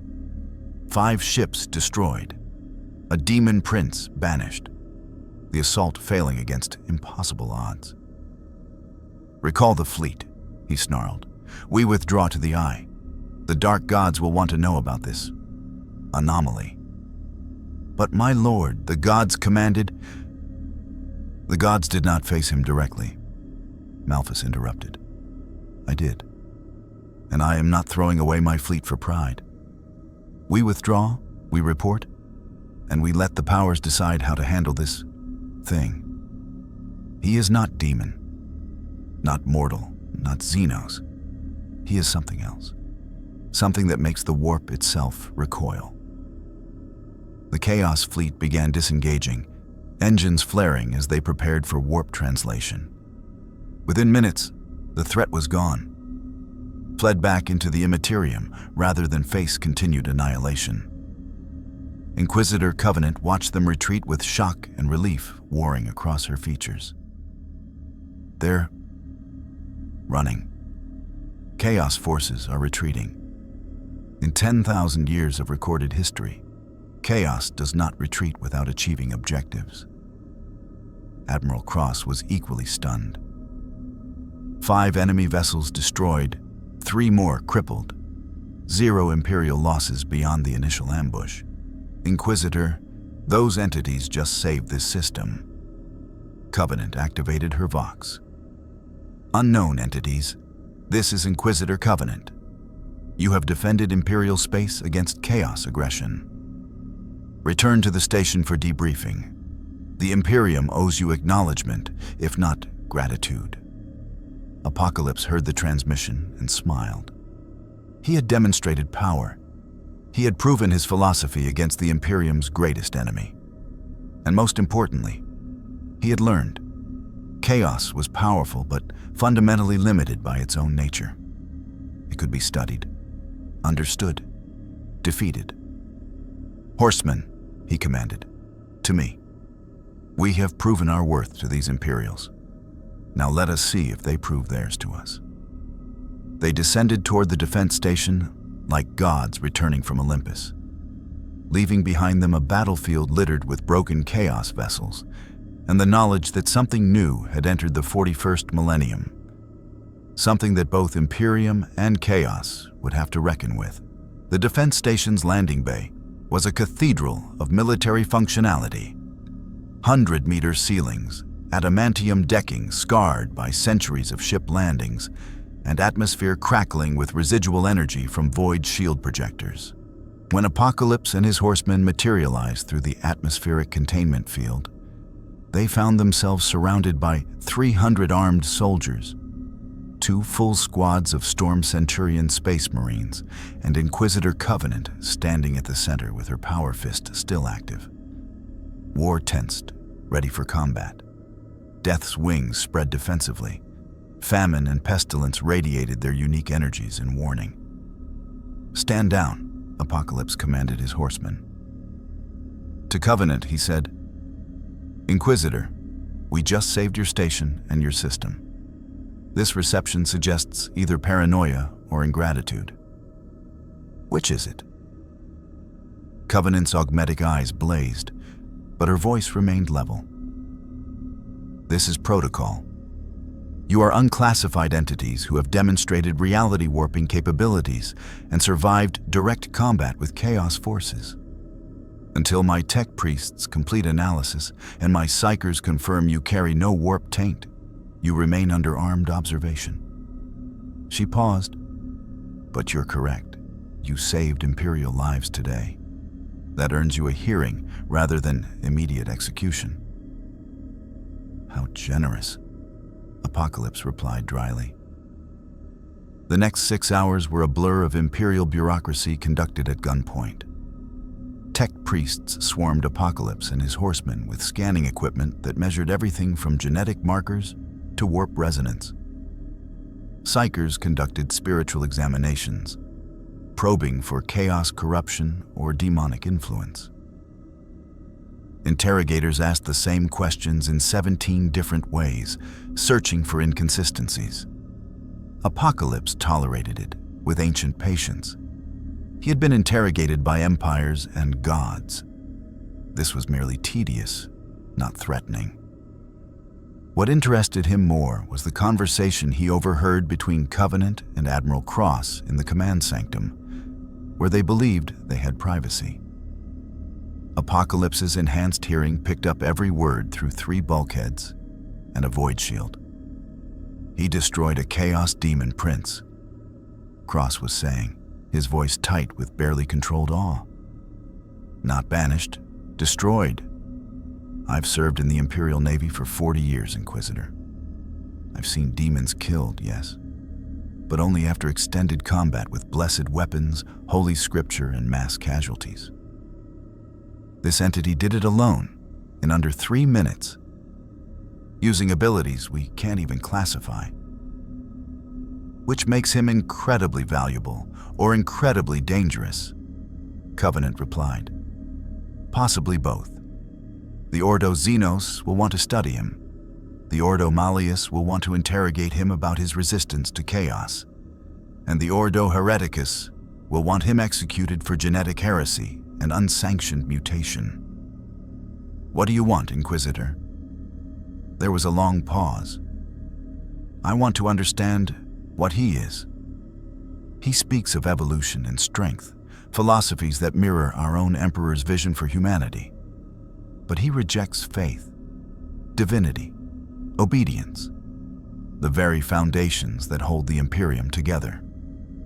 If his philosophy spreads, it could undermine 10,000 years of unity. Or," Cross suggested carefully, "it could offer an alternative to our current path. Inquisitor, you know as well as I do that the Imperium is dying. We lose more worlds than we reclaim.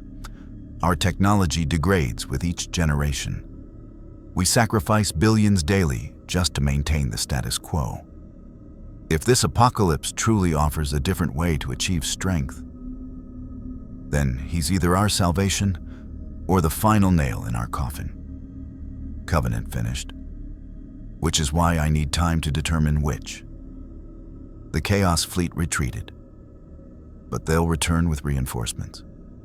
Before that happens, I need to know if Apocalypse is someone we can work with, or someone we need to destroy at any cost.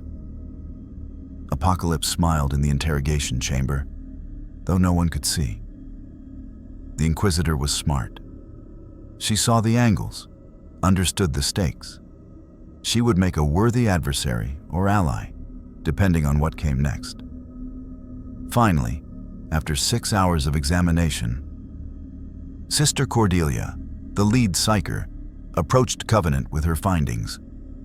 Inquisitor, I've completed my spiritual analysis. He carries no taint of chaos, no demonic corruption, no warp mutations. His psychic signature is clean, ancient, powerful, alien to our understanding, but clean. Whatever he is, he genuinely resists the ruinous powers. The tech priest's report was more complex. Genetic structure indicates Terran origin approximately 5 millennia before the Age of Strife.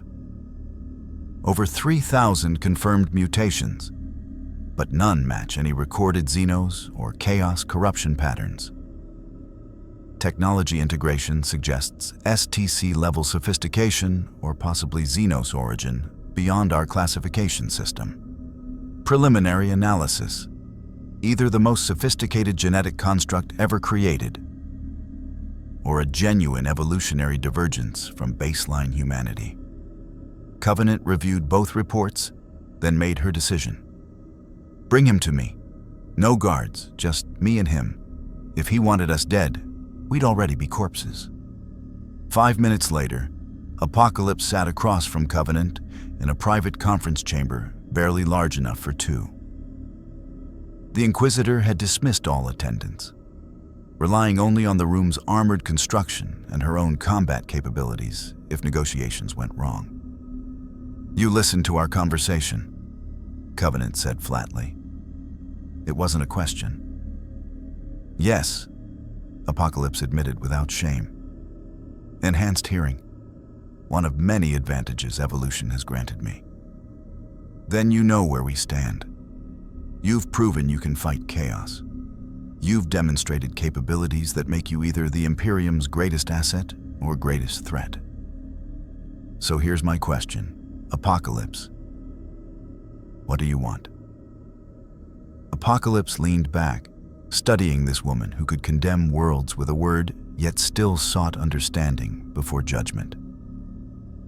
I want what I have always wanted, to witness and guide evolution, to separate strength from weakness, to ensure that existence moves forward rather than stagnates. And how does the Imperium fit into that goal? That, Apocalypse said slowly, is what I came here to determine. Your Imperium has pursued survival of the fittest for 10,000 years. You cull weakness without mercy. You elevate only the strong. You force evolution through constant trial by fire. In theory, your civilization should be the strongest humanity has ever achieved. But, Covenant prompted. But you are dying, Apocalypse said bluntly. Slowly, inexorably dying. Your technology degrades because you treat it as religious mystery rather than understandable science. Your population suffers because you extract maximum output with zero concern for sustainability. Your soldiers fight without hope because you've convinced them that misery is virtue and death is reward. You have mistaken brutal efficiency for strength, when in fact you've created a system so fragile that 2 observers in your underhive nearly triggered planetary collapse. Covenant's jaw tightened, but she didn't interrupt. I spent 6 hours being examined by your priests and psychers, Apocalypse continued. During that time, I also examined your station through my senses. Do you know what I found? 70% of your tech priests don't understand the technology they maintain. They perform rituals by rote, reciting prayers instead of comprehending function. Your servitors are lobotomized humans turned into biological machines because you've lost the ability to build reliable automata. Your soldiers are fed corpse starch because your agricultural systems are so inefficient you must recycle the dead to feed the living. We do what we must to survive, Covenant said, her voice cold. No, Apocalypse countered. You do what you have always done because you've forgotten how to imagine alternatives. Your Imperium is not strong. It is calcified. You don't evolve. You decay with purpose. And the truly tragic part? You believe this is success because you're still alive. But survival is not the same as thriving, Inquisitor. Existence is not victory. Covenant was silent for long seconds. When she spoke, her voice carried weight of terrible honesty. You're right. About all of it. Do you think we don't know? Every Inquisitor who reaches my rank has access to records hidden from common citizens. We know the Imperium is failing. We know our technology degrades. We know we lose ground every year. But we also know there is no alternative. The Xenos would exterminate us. Chaos would corrupt us. The Tyranids would devour us. We survive through brutality because every time we tried mercy, kindness, or innovation, it was exploited by our enemies. The 41st millennium is cruel because cruelty is the only language the galaxy understands. Perhaps, Apocalypse said, because you have taught the galaxy no other language. Before Covenant could respond, alarms shrieked through the station. Emergency Vox broadcasts flooded every channel. All hands to battle stations. Unknown fleet emerging from warp at system's edge. Multiple contacts. Classification unclear. Covenant bolted from her seat, Apocalypse following. They reached the command sanctum to find Admiral Cross staring at tactical displays with confusion rather than alarm. Inquisitor, Cross reported. We have incoming fleet, but they're not attacking. They're broadcasting diplomatic codes. Imperial codes, but from a faction I've never encountered. The main hololith flickered to life, displaying the new arrivals. Sleek vessels with smooth hulls painted in precise geometric patterns of white, blue, and gold. Their design was clean, efficient, almost elegant. Nothing like the Baroque excess of Imperial vessels or the corrupted grotesquerie of Chaos ships. Identify them, Covenant commanded. A tech priest worked his cogitator banks frantically. Scanning, cross-referencing, Emperor's Mercy, Inquisitor. These vessels match records from our Xenos database. They're Tau. The Tau Empire's watercast diplomatic vessels escorted by aircast warships. The Tau, Covenant breathed. What are they doing this far into Imperial space? The answer came through every Vox channel, spoken in accented Gothic by a calm, measured voice. Imperial forces of Thraxis Prime. This is Watercast Envoy Porel Shikara of the Tau Empire. We detected significant warp disturbance in this system and witnessed your engagement with Chaos forces. We come not as invaders, but as observers, and perhaps as allies. We wish to speak with the entity called Apocalypse, who we believe represents a philosophy compatible with the greater good. Every human in the command sanctum turned to stare at Apocalypse. War growled, "Master, they're Xenos. Let me destroy their fleet." "No," Apocalypse said, his ancient eyes studying the Tau vessels with sharp interest. "They wish to speak. I am curious to hear what they offer." Covenant grabbed his arm, her power fist inactive, but her grip desperate. "You can't seriously be considering this. The Tau are Xenos, enemies of humanity. They spread their greater good philosophy to undermine imperial worlds, turning loyal citizens into traitors. If you negotiate with them, you prove yourself the threat I feared. Apocalypse looked down at her hand on his arm, then met her gaze. Inquisitor, moments ago you condemned your Imperium's failures and admitted you have no alternatives. Now, when an alternative presents itself, however unexpected, you reject it out of dogmatic reflex. This is precisely the calcification I described. You would rather maintain your dying status quo than risk exposure to new ideas. New ideas that come from Xenos who would enslave humanity given the chance. Perhaps, Apocalypse acknowledged. Or perhaps they genuinely offer a different path. I will not know until I speak with them. And unlike your Imperium, I am willing to learn from anyone who has knowledge worth learning, whether human, Xenos, or demon. That is what true strength requires. The courage to adapt. He gently removed Covenant's hand from his arm and turned toward the hololith. Admiral Cross, open a channel. I will speak with these Tau. Cross looked to Covenant for authorization. The Inquisitor stood frozen, torn between duty, pragmatism, and the terrifying possibility that Apocalypse was right. That the Imperium's greatest weakness was its refusal to consider any path except its own. Finally, voice hollow, she nodded. Open the channel. The hololith shimmered, and a Tau appeared in holographic projection.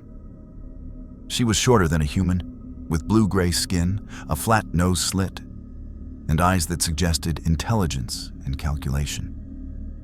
Her robes were elegant, marked with symbols Apocalypse's celestial enhanced cognition immediately decoded as representing diplomatic rank and philosophical allegiance. Ansaba Nur, the Tau said, her Gothic flawless. I am Porel Shikara of the Water Caste, 4th Sphere Expansion. We have observed your arrival in this galaxy and your rejection of both Imperial dogma and chaos corruption. The Ethereals believe you may be someone who understands that strength comes not from suffering, but from unity of purpose. We would speak with you about the greater good, a philosophy that seeks to elevate all intelligent species through cooperation rather than domination. Apocalypse smiled. Then speak, Porel. I am listening. And unlike some in this room, I judge philosophies by their merit, not by the species that espouses them. Covenant's expression was anguish. Watching a potential weapon against chaos being courted by Xenos, knowing she lacked arguments to counter their offer, realizing that her Imperium's brutal philosophy might be losing a contest of ideas to the very enemies she had sworn to destroy. The 41st millennium had just become infinitely more complicated. The conference chamber had been expanded to accommodate the impossible. An Inquisitor of the Ordo Xenos, the ancient mutant called Apocalypse, and a hololithic projection of a Tau water caste envoy, all seated around the same table while armed guards from two species watched each other with mutual suspicion. Porel Shikara's projection flickered slightly. The hololithic transmission was being routed through communication relays across 3 light minutes, with Tau warships maintaining careful distance from Imperial weapons range. She began her presentation with the smooth confidence of a diplomat who had converted dozens of human worlds to the greater good. En Sabanur, your philosophy as we understand it centers on the elevation of strength through trial and evolution. The Tau Empire shares this goal, but with a crucial difference. We believe strength is multiplicative when species cooperate rather than compete. A human scientist working with a Tau engineer produces innovations neither could achieve alone. A Kroot tracker guiding human soldiers creates tactical advantages both species benefit from. This is the greater good, strength through unity. Apocalypse listened, his ancient face unreadable. Beside him, Inquisitor Covenant sat rigid, every instinct screaming to draw her bolt pistol and end this heretical conversation. But she held back, desperate to understand what the Xenos offered that might sway this powerful entity. "You speak of cooperation," Apocalypse said slowly. "Yet, your empire expands through conquest, just as the Imperium does. You absorb worlds, integrate populations, and eliminate those who resist. How is this different from Imperial domination?" "The difference," Por-El replied, "lies in what we offer those we absorb. The Imperium takes worlds and grinds them into fuel for endless war. We take worlds and elevate them. Education, technology, purpose. Under TOE governance, a hive worker no longer toils in darkness, eating corpse starch. They work in clean environments, receive proper nutrition, and contribute to projects they understand and believe in. We do not demand worship of distant gods. We offer practical improvements to daily existence." "At the cost of freedom," Covenant interjected, her voice sharp. "You brainwash populations with your diplomacy and pheromone manipulation. You insert ethereals who control human minds through biochemical influence. You promise paradise and deliver slavery with a prettier face." Por-El's holographic expression remained calm. "Inquisitor, we do not force compliance through fear of execution or threat of exterminatus. Worlds join the greater good because they recognize the benefits. Yes, ethereals provide guidance. But is that truly different from your ecclesiarchy providing spiritual direction? The difference is that our leaders actually improve lives rather than demanding suffering as virtue." "Enough," Apocalypse interrupted before the argument could escalate. "Por-El, you make compelling arguments about cooperation and practical improvements. But you've avoided my central question. What happens to those who refuse the greater good? What happens to strength that chooses independence over unity?" For the first time, the Tau diplomat hesitated. "Those who refuse are isolated, contained, prevented from harming themselves or others through their refusal to evolve." "Imprisoned, you mean?" Apocalypse said flatly. "Strength that does not conform to your vision is eliminated, just as the Imperium eliminates mutation that doesn't serve their purposes. You both claim to champion evolution, yet you both define acceptable evolution so narrowly that genuine diversity is crushed." Por-El's holographic image flickered with something that might have been frustration. "We offer practical improvements to countless lives. Is that not worth guiding evolution in productive directions?" "I have guided evolution for 5,000 years," Apocalypse replied, his voice carrying the weight of ages. "I have elevated the strong and culled the weak across civilizations that have crumbled to dust. And do you know what I have learned? The moment you define what evolution should produce, you stop evolution and start indoctrination. True strength emerges from genuine selection, not managed outcomes." He stood, his presence dominating the chamber. "Your greater good is seductive, Por-El. It offers relief from suffering, purpose without pain, strength through cooperation. But it is also a cage, gilded and comfortable, but a cage nonetheless. You would create a galaxy of well-fed, properly educated, philosophically unified beings who have forgotten how to be dangerous. The Imperium creates warriors who embrace death. You would create servants who embrace conformity. Neither path produces true evolution." War grunted agreement from his position by the door. "The Master taught us. Strength taken is borrowed. Strength earned is kept. Your greater good gives strength as a gift." What happens when something tears that gift away?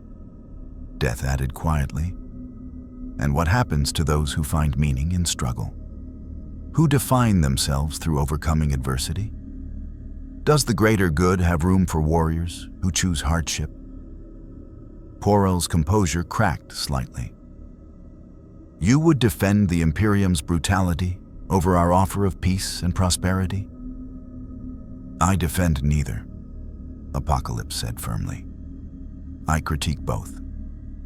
The Imperium mistakes suffering for strength and creates a dying empire of the perpetually wounded. The Toe mistake comfort for evolution and risk creating a static civilization of the perpetually dependent. Both paths lead to stagnation, one through exhaustion, one through complacency. Inquisitor Covenant found herself in the bizarre position of watching a potential ally savage both her Imperium and the Xenos simultaneously. Then what do you propose, Apocalypse? If both our philosophies are flawed, what is your alternative? Apocalypse turned to face her fully. I propose what I have always proposed. Genuine evolution. Systems that test strength without demanding pointless suffering. Societies that elevate the capable without crushing everyone else. Unity achieved through respect for strength rather than forced compliance to dogma. The Imperium has half the answer, testing through adversity. The Toe have the other half, cooperation for mutual benefit. But neither of you can see past your own ideology to recognize that truth might exist in synthesis. Heresy, Covenant breathed, though her voice lacked conviction. Dangerous thinking, Porel agreed, her holographic form straightening. The greater good is not merely philosophy. It is the culmination of millennia of Toe development and ethical refinement. To suggest it requires fundamental revision is exactly what it requires, Apocalypse interrupted. As does the Imperium, as does my own philosophy, which I am revising as we speak based on what I observe here. This is what adaptation means, Porel. This is what evolution requires. The courage to admit that your current form, however successful, may need to change to survive future challenges. Before either woman could respond, new alarms shrieked through the station. Admiral Cross burst into the conference chamber, his face ashen. Inquisitor, we have a situation. Multiple warp signatures emerging across the system. Not chaos signatures, these are different. Cleaner, more organized. Emperor's blood, it's Necrons. A Necron tomb fleet just translated into real space. Every human in the chamber felt their blood run cold. Necrons, the ancient machine race that had conquered the galaxy 60 million years before humanity existed, now awakening from eons-long slumber to reclaim what they considered their rightful domain. Soulless, implacable, armed with technology that made both Imperial and Toe weapons look like primitive clubs. The hololithic display updated, showing the new arrivals. 20 vessels of impossible geometry, their hulls gleaming green-black metal that seemed to drink light. At their center floated a megalith-class battleship 3 times the size of any Imperial equivalent. Its hull covered in hieroglyphs that hurt human eyes to perceive. A transmission cut across all frequencies, not language, but mathematical patterns that cogitator banks struggled to translate. When the translation completed, a synthesized voice emerged, cold as the void and infinitely ancient. This system falls within the territorial borders of the Sautek dynasty. All biological and synthetic life forms are commanded to vacate immediately. This world will be repopulated with Necron citizens as part of the Great Awakening. Compliance is not requested, it is mandated. You have 1 solar hour. Covenant's hand moved to her bolt pistol. Necrons don't negotiate. They exterminate. Admiral, what forces can we muster? Against a Necron tomb fleet? Cross's voice was hollow. We'd need 3 full battle groups. We have 1 crippled defense station and 5 escort vessels. We're looking at extinction. Por-El's holographic form turned to Apocalypse. In Sabanur, whatever our philosophical differences, Necrons represent a threat to all biological life. They do not conquer, they sterilize. They do not integrate, they eradicate. Will you stand with us against this threat? Or will you preserve yourself and watch this system burn? Apocalypse studied the Necron vessels through the hololithic display, his celestial enhanced senses analyzing their energy signatures, weapon systems, and the reality warping technology that allowed them to phase through solid matter. These were not organic beings enhanced through evolution. These were consciousness digitized into immortal metal shells, preserved across eons through technology that bordered on magic. They were the antithesis of everything he believed in. Life converted to mechanism, evolution halted through technological stasis, strength preserved but never growing. War, Apocalypse commanded. Assess their combat capabilities. War studied the display with a warrior's eye. Master, their warriors can reassemble from complete destruction. Their weapons disintegrate matter at the atomic level. Their ships phase through damage. Fighting them conventionally is... He paused, searching for words. Inadvisable. Pestilence? Apocalypse prompted. They have no biology to corrupt, Pestilence rasped. My plagues are useless against metal and code. Famine? They do not eat, do not tire, do not require energy in any form I can drain. My abilities are similarly ineffective. Death? Death's metallic wings folded thoughtfully. I can damage their forms, but if they can reconstitute, I merely delay rather than destroy. Master, these enemies are optimized against everything we represent. They have eliminated weakness by eliminating life itself. Apocalypse nodded slowly. Fascinating. They achieved immortality by abandoning biology. They achieved unity by digitizing consciousness. They preserved their civilization by converting it into unliving mechanism. In a sense, they pursued evolution's logical endpoint, eliminating all vulnerability by eliminating all that makes them vulnerable, which makes them unstoppable, Covenant said bitterly. Inquisitor training includes Necron protocols. Avoid engagement when possible. Call for overwhelming force when engagement is unavoidable. And if neither option exists, trigger exterminatus to deny them resources. We're at the third option, Apocalypse. I can destroy this world to prevent Necron expansion, but I cannot save it. Unless, Por-El interjected, we pool our resources. TOW anti-gravitic technology combined with Imperial weapon systems, coordinated with Apocalypse's reality manipulation abilities. It's a slim chance, but... It's no chance, Apocalypse interrupted. Not because we lack strength, but because we're thinking conventionally. You both see the Necrons as an enemy to fight. I see them as a question to answer. What happens when evolution is artificially halted through technological preservation?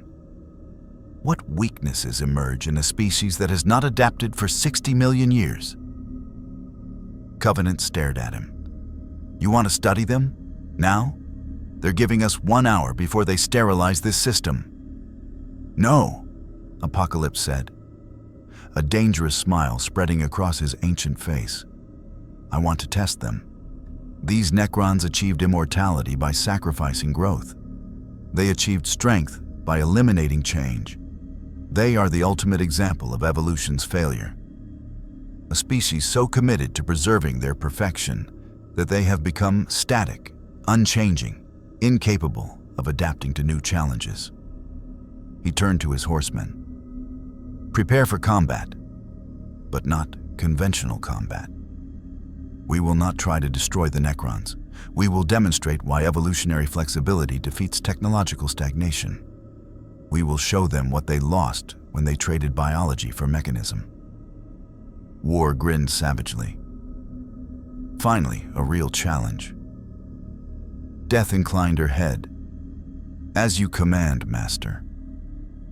Famine and Pestilence exchanged glances, uncertain how their powers could affect machines, but trusting Apocalypse's vision.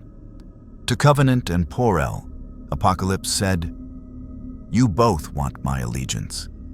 You both offer philosophies you claim lead to strength. Here is your test. Work together, Imperium and Toe, human and Xenos, to defend this system.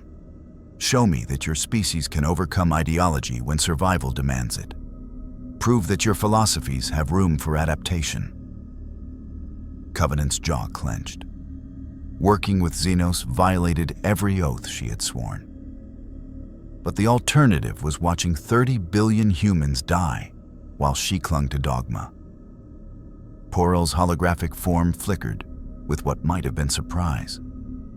The Tau had expected Apocalypse to choose one side or the other, not demand both sides prove themselves simultaneously. 1 hour, Admiral Cross reminded them quietly. "Whatever we're doing, we need to decide now." Apocalypse rose from his seat, power radiating from every molecule. "Then let us give the Necrons a lesson they have not learned in 60 million years. Evolution always defeats stagnation. Life always finds a way to overcome mechanism, and the strong, the truly strong, are those who adapt, not those who merely endure." He walked toward the landing bay, his horsemen following. Behind him, he left an Inquisitor and a Tau diplomat, staring at each other across a divide of species and ideology, forced to choose between cooperation and extinction. The test had begun. 30 minutes remained before the Necron ultimatum expired when Apocalypse stood on the hull of the defense station, observing the tomb fleet with senses that perceived reality at quantum levels. The Necron vessels didn't move like ships. They existed in positions, transitioning between coordinates without traversing the space between. Their hulls emitted radiation that shouldn't exist in normal physics, and their crew, if they could be called that, registered as mathematical patterns encoded in living metal. Behind him, history was being made. Inquisitor Covenant and Por-El Shikara had agreed to temporary alliance, not through trust, but through mutual recognition that extinction rendered ideology irrelevant. Imperial and Tau vessels now shared tactical frequencies, combining sensor data and coordinating firing solutions. It was clumsy, inefficient, and violated 10,000 years of Imperial doctrine. It was also the first time in recorded history that Imperium and Toe had willingly cooperated in combat operations. "Master," Death said, materializing beside him through teleportation, "the Necrons are not responding to hails. They simply wait, counting down to our extermination with mechanical patience. Because they have no need to negotiate," Apocalypse replied. "They decided our fate 60 million years ago when they converted themselves to machines. In their calculation, biological life is an infestation to be cleansed. They see us the way you might see bacteria. Too simple to reason with, too numerous to tolerate." War cracked his knuckles, augmented muscles rippling. "Then we teach them that bacteria can kill." "Precisely," Apocalypse said. "But not through conventional combat. Watch." He closed his eyes and extended his molecular manipulation across space itself, reaching toward the nearest Necron vessel, a cruiser hanging 2,000 kilometers away. His power touched the ship's hull, and he felt wrongness. The metal was alive, but not biological. It responded to damage by reconstituting, repairing itself at the molecular level through technology indistinguishable from his own abilities. "Fascinating," he murmured. "They weaponized regeneration through mechanical means. But mechanism requires energy sources, computational processing, and signal transmission, all of which can be disrupted." He pushed deeper, molecular senses infiltrating the ship's systems. He found power conduits humming with energy he couldn't classify, something that existed between matter and energy. Neither and both. He found processors calculating in dimensions human mathematics couldn't describe. And he found the crew, Necron warriors, each one a consciousness preserved in living metal, connected through quantum entanglement to a central intelligence. "They're networked," Apocalypse said with dawning understanding. "Each warrior is a node in a greater consciousness. They share information instantaneously, learn from each defeat, adapt their tactics in real time. This is why they're so effective. They're not individuals. They're a distributed intelligence operating millions of bodies simultaneously." "How does that help us kill them?" War asked impatiently.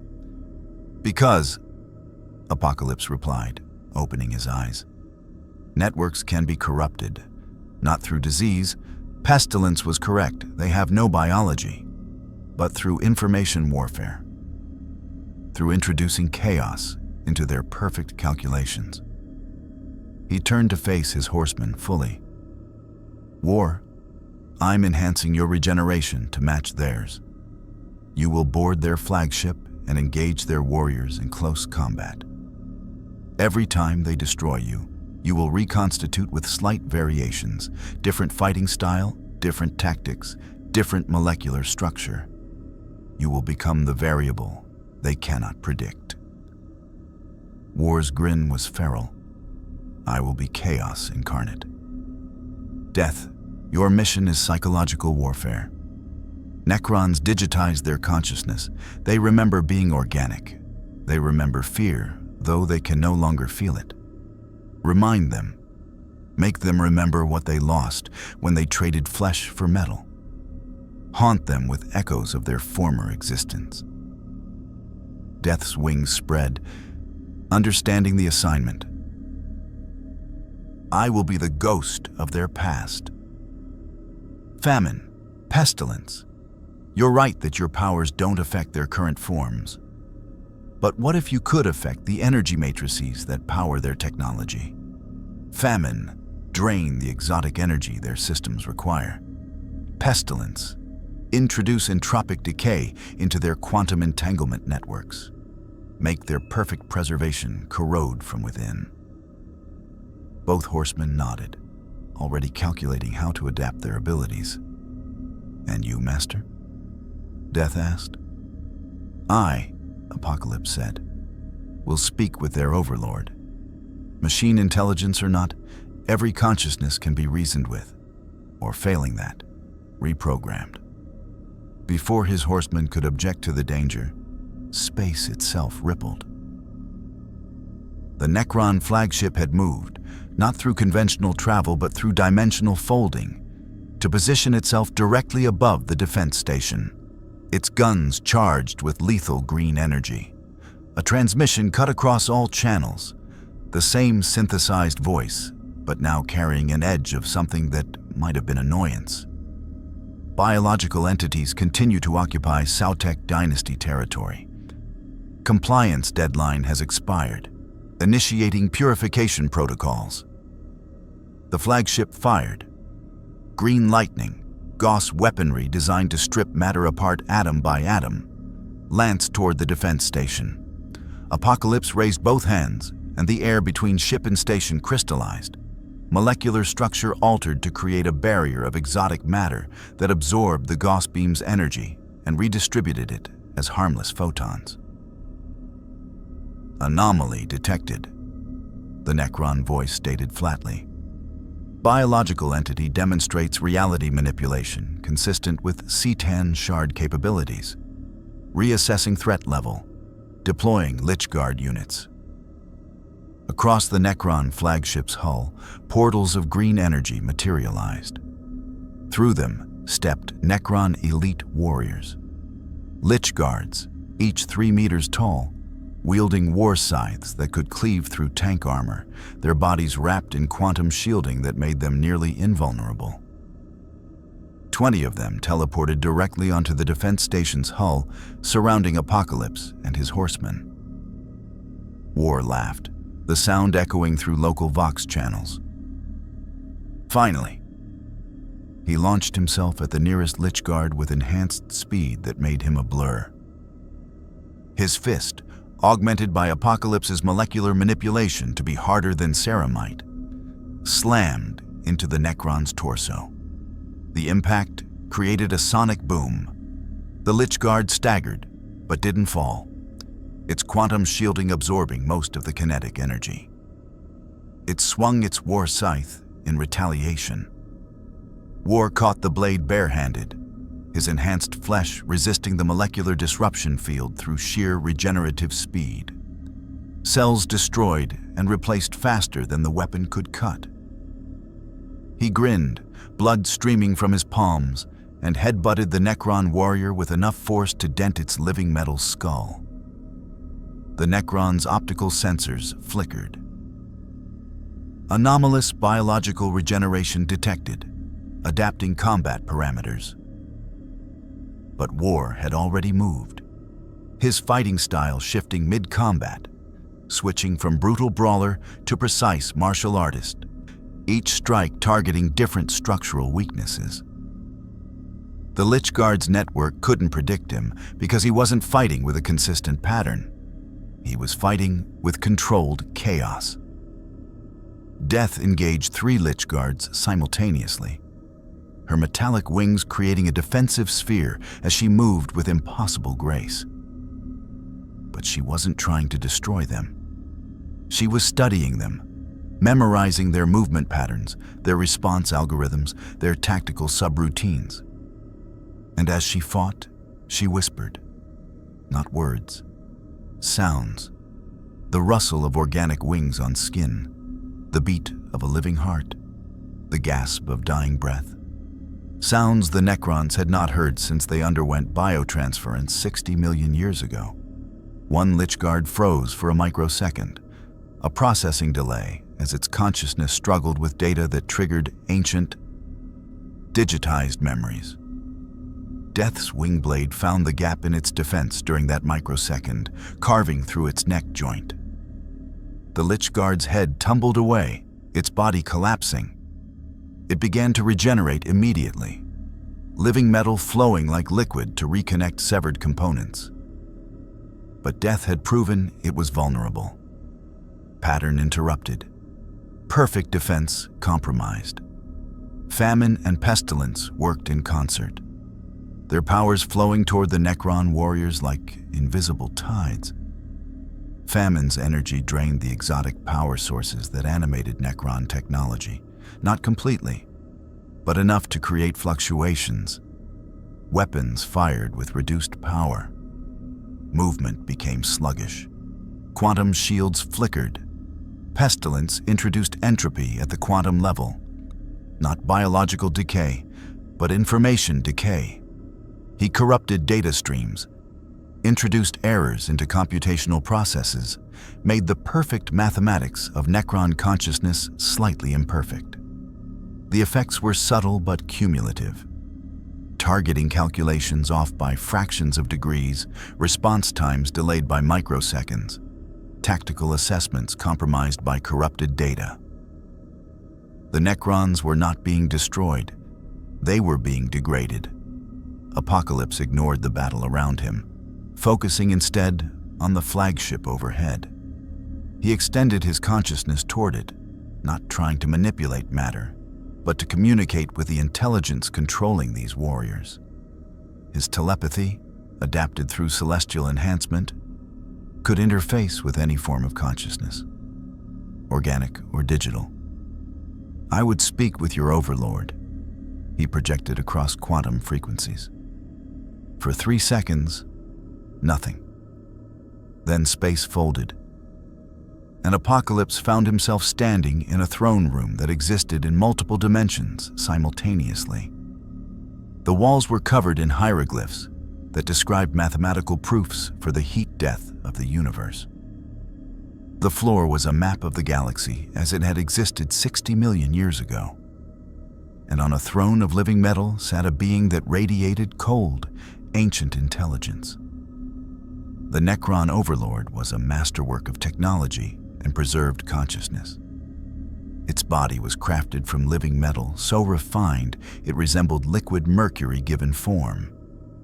Its face was a stylized death mask that somehow conveyed regal disdain. Emerald energy burned in its optical sensors, not merely light, but compressed star matter given purpose. "You are not biological baseline," the Overlord stated, its voice carrying harmonics that human ears couldn't fully process.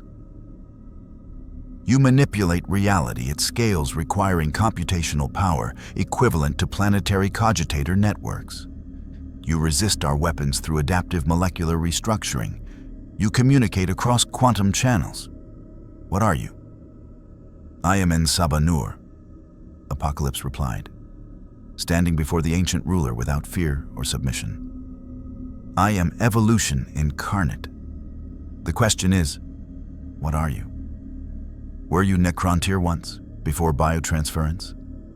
Did you choose to become machines? Or were you deceived by the Citan into trading your souls for immortality?" The Overlord's optical sensors flared. "Ancient history, irrelevant." "Is it?" Apocalypse challenged. "You conquered death by abandoning life. You achieved immortality by digitizing consciousness. You preserved your civilization by converting it to mechanism.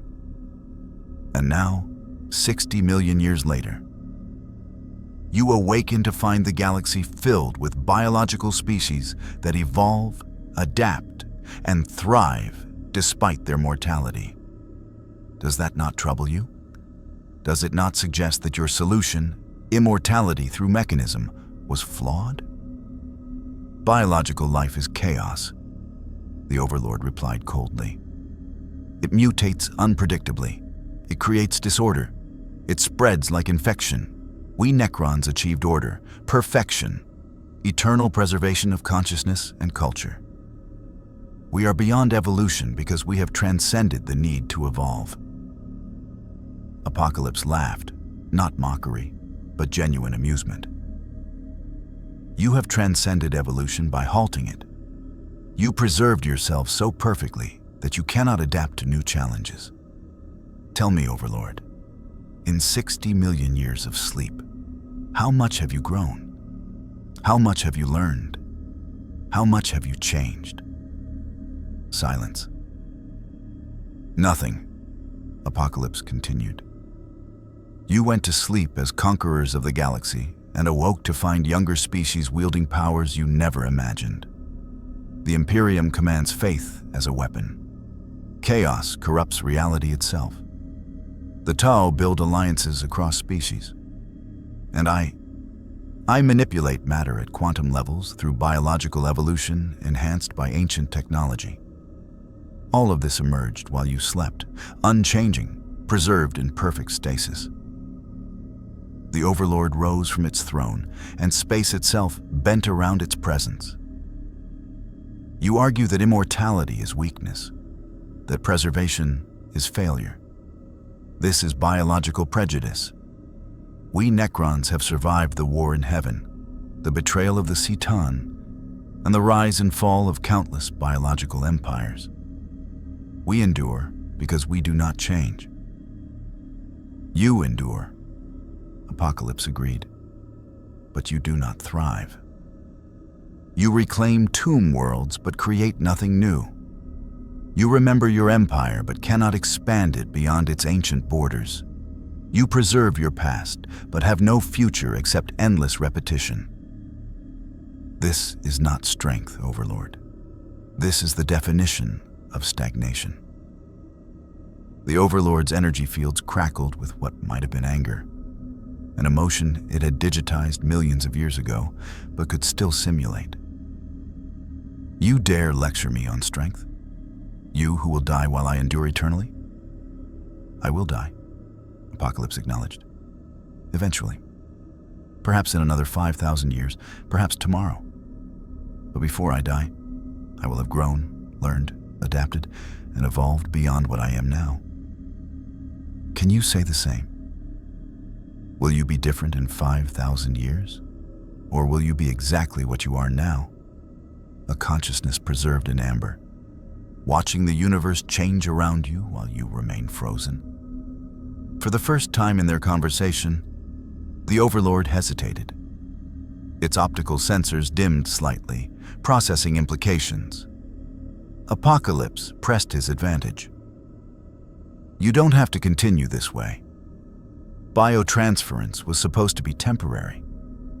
I can sense the ancient code buried in your consciousness matrices. You were promised you could return to flesh once the Citan were defeated. That promise was broken, yes. But the principle remains. Consciousness can be transferred. What was done can be undone. Return to flesh? The Overlord's voice carried complex harmonics.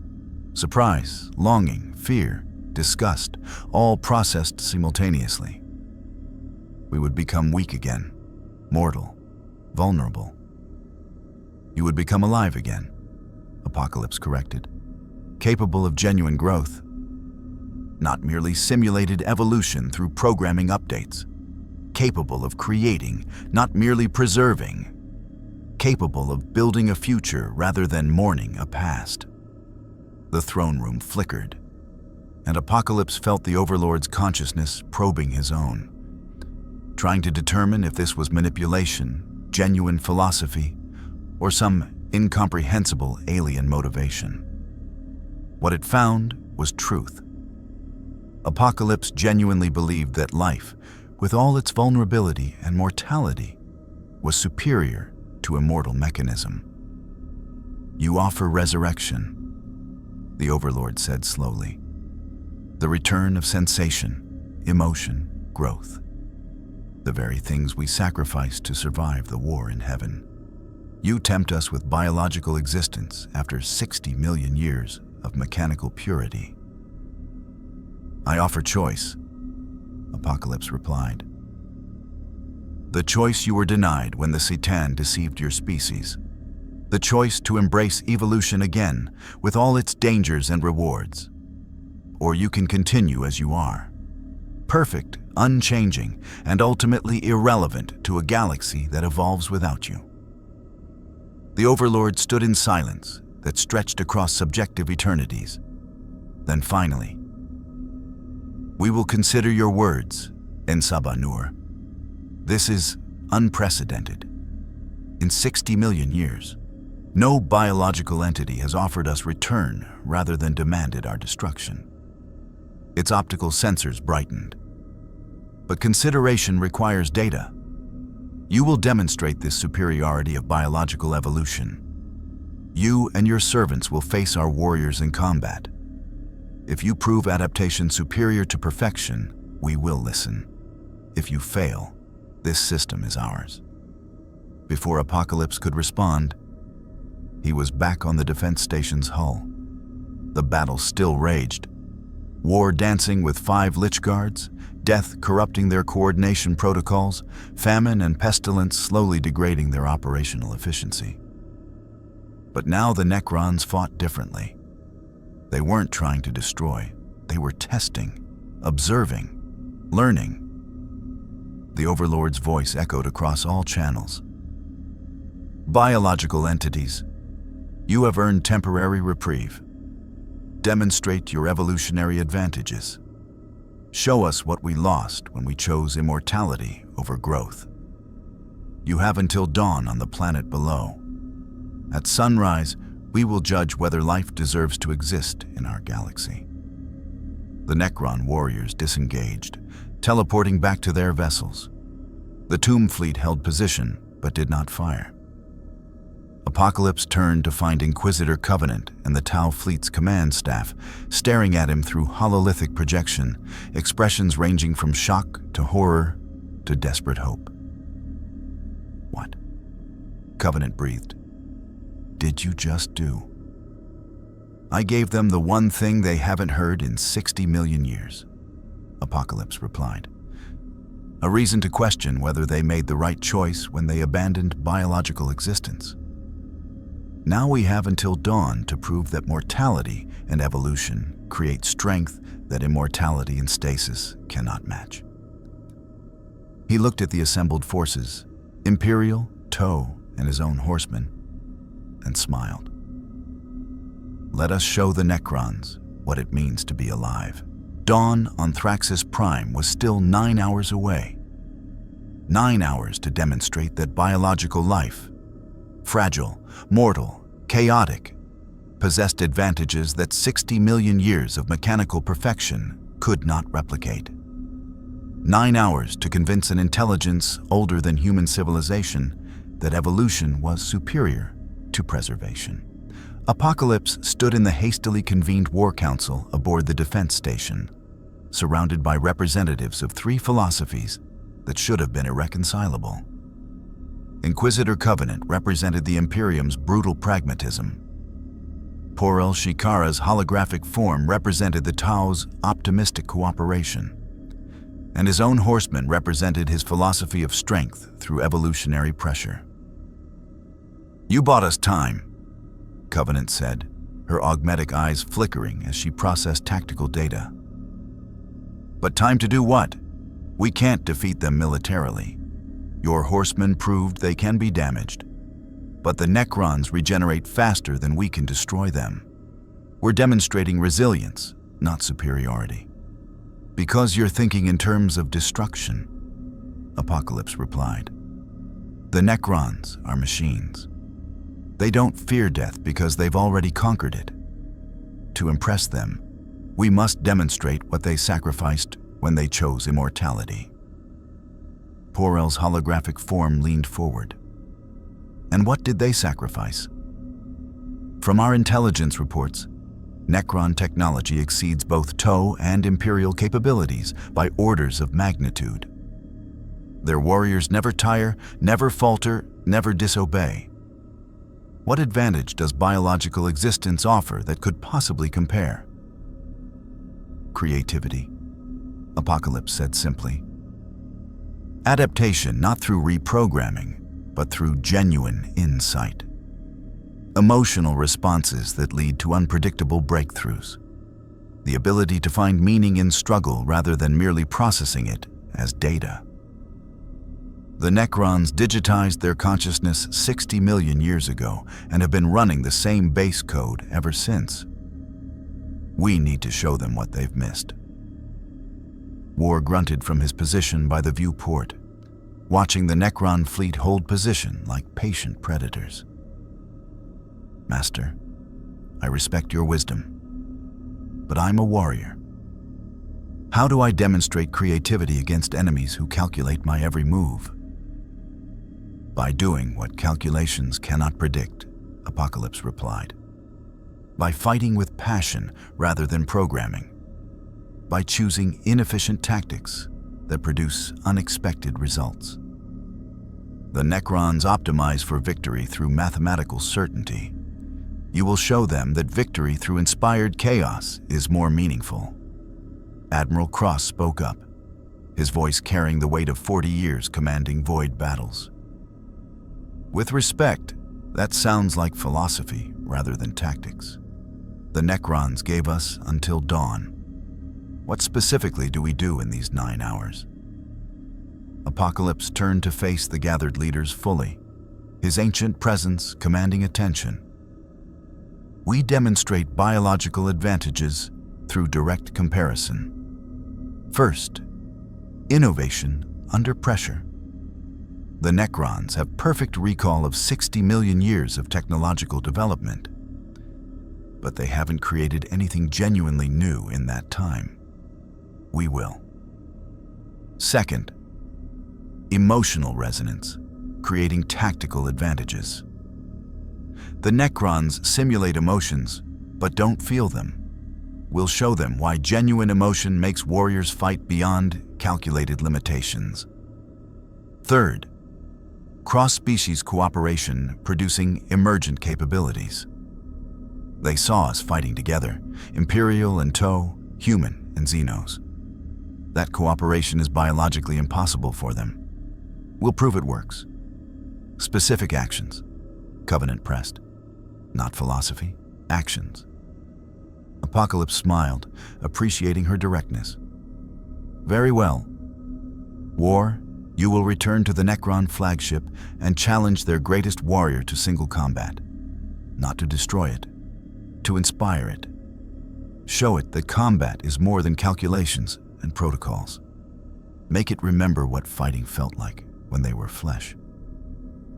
War's expression transformed from confusion to understanding to fierce joy. I fight to teach rather than kill. Yes. I understand, Master. Death. You will infiltrate their tomb fleet's communication networks and introduce artistic expression into their data streams. Music, poetry, visual art. All the cultural elements they preserved in digital format but no longer create. Remind them what it meant to be creators rather than preservers. Death nodded, her metallic wings rustling. I will haunt them with beauty. Famine, pestilence. You will work with the Toe and Imperial tech priests to create something the Necrons will find impossible. A hybrid technology combining Imperial machine spirits, Toe AI cooperation, and your unique energy manipulation. Demonstrate that 3 incompatible systems can merge into something none could achieve alone. Both horsemen exchanged uncertain glances, but nodded acceptance. And you, Inquisitor Covenant, will do something that may be the hardest task of all. You will share Imperial medical data with the Toe and accept Toe biotechnology in return. Together, you will develop a proposal for how biological enhancement could be offered to the Necrons, a path back to flesh if they choose it. Covenant's face went rigid. You're asking me to commit tech heresy, to share sacred Imperial knowledge with Xenos and accept their corrupted science in return. I could be excommunicated, executed. Yes, Apocalypse said without sympathy. I'm asking you to violate your deepest principles for the slim chance that it might save 30 billion lives and prove to ancient machine gods that biological existence has value worth preserving. The question is whether your principles are more important than your people's survival. The chamber fell silent. Every eye turned to Covenant, watching an Inquisitor empowered to destroy worlds in the Emperor's name wrestle with an impossible choice. Finally, voice barely above a whisper. Emperor, forgive me. I'll do it. For the Imperium. For humanity. She turned to poor Hell's holographic form. Tau, I'm offering one-time cooperation under extreme duress. This does not represent Imperial policy or future alliance. Are your terms acceptable? Poor Hell's expression was carefully neutral, but Apocalypse detected satisfaction in her biosigns. The greater good welcomes all cooperation that preserves life and advances knowledge. We accept, Inquisitor. For the duration of this crisis, Toe and Imperium stand together. Then we have our tasks, Apocalypse said. 9 hours until dawn. 9 hours to demonstrate what 60 million years of mechanical stasis has cost the Necrons. Begin. War's return to the Necron flagship was less dramatic than his first assault. This time, he requested transport via their own teleportation systems, broadcasting on their quantum frequencies. I am War, Horseman of Apocalypse. I challenge your greatest warrior to single combat, not for destruction, for honor, for the memory of when your species knew what honor meant. The response came after exactly 3.7 seconds. time enough for the Overlord to consult databases, calculate probabilities, and determine this anomaly was worth investigating. War materialized in the same multi-dimensional throne room where Apocalypse had met the Overlord. But this time, he faced a different Necron. The Nemesor, champion of the Sautek dynasty. Bearer of a war scythe that had cleaved greater demons in the war in heaven, stood 3.5 meters tall. Its living metal body was covered in battle honors, each engraving representing a civilization it had destroyed. Its optical sensors burned with cold calculation. "I am Nemesor Zandrek Kai," it stated, each word precise as a mathematical proof. "I have fought for 60 million years across 10,000 campaigns. I have calculated 17 million combat scenarios and emerged victorious in 99.7% of engagements. You are biological, temporary, inefficient. What honor do you seek in combat that will inevitably end with your termination?" War grinned, cracking his knuckles. "That's exactly why I fight. Because I can be terminated. Because every strike matters. Because victory isn't guaranteed by superior processing power. When's the last time you fought someone who made your heart race? Oh wait, you don't have a heart anymore. Let me remind you what that felt like." He attacked, not with calculated efficiency, not with optimized strike patterns. War fought like a human pushed beyond human limits. Wild, unpredictable, driven by emotion rather than algorithm. He roared challenges. He laughed when struck. He bled and regenerated and bled again. Each wound a testament to vulnerability, embraced rather than eliminated. The Nemesor countered with perfect form.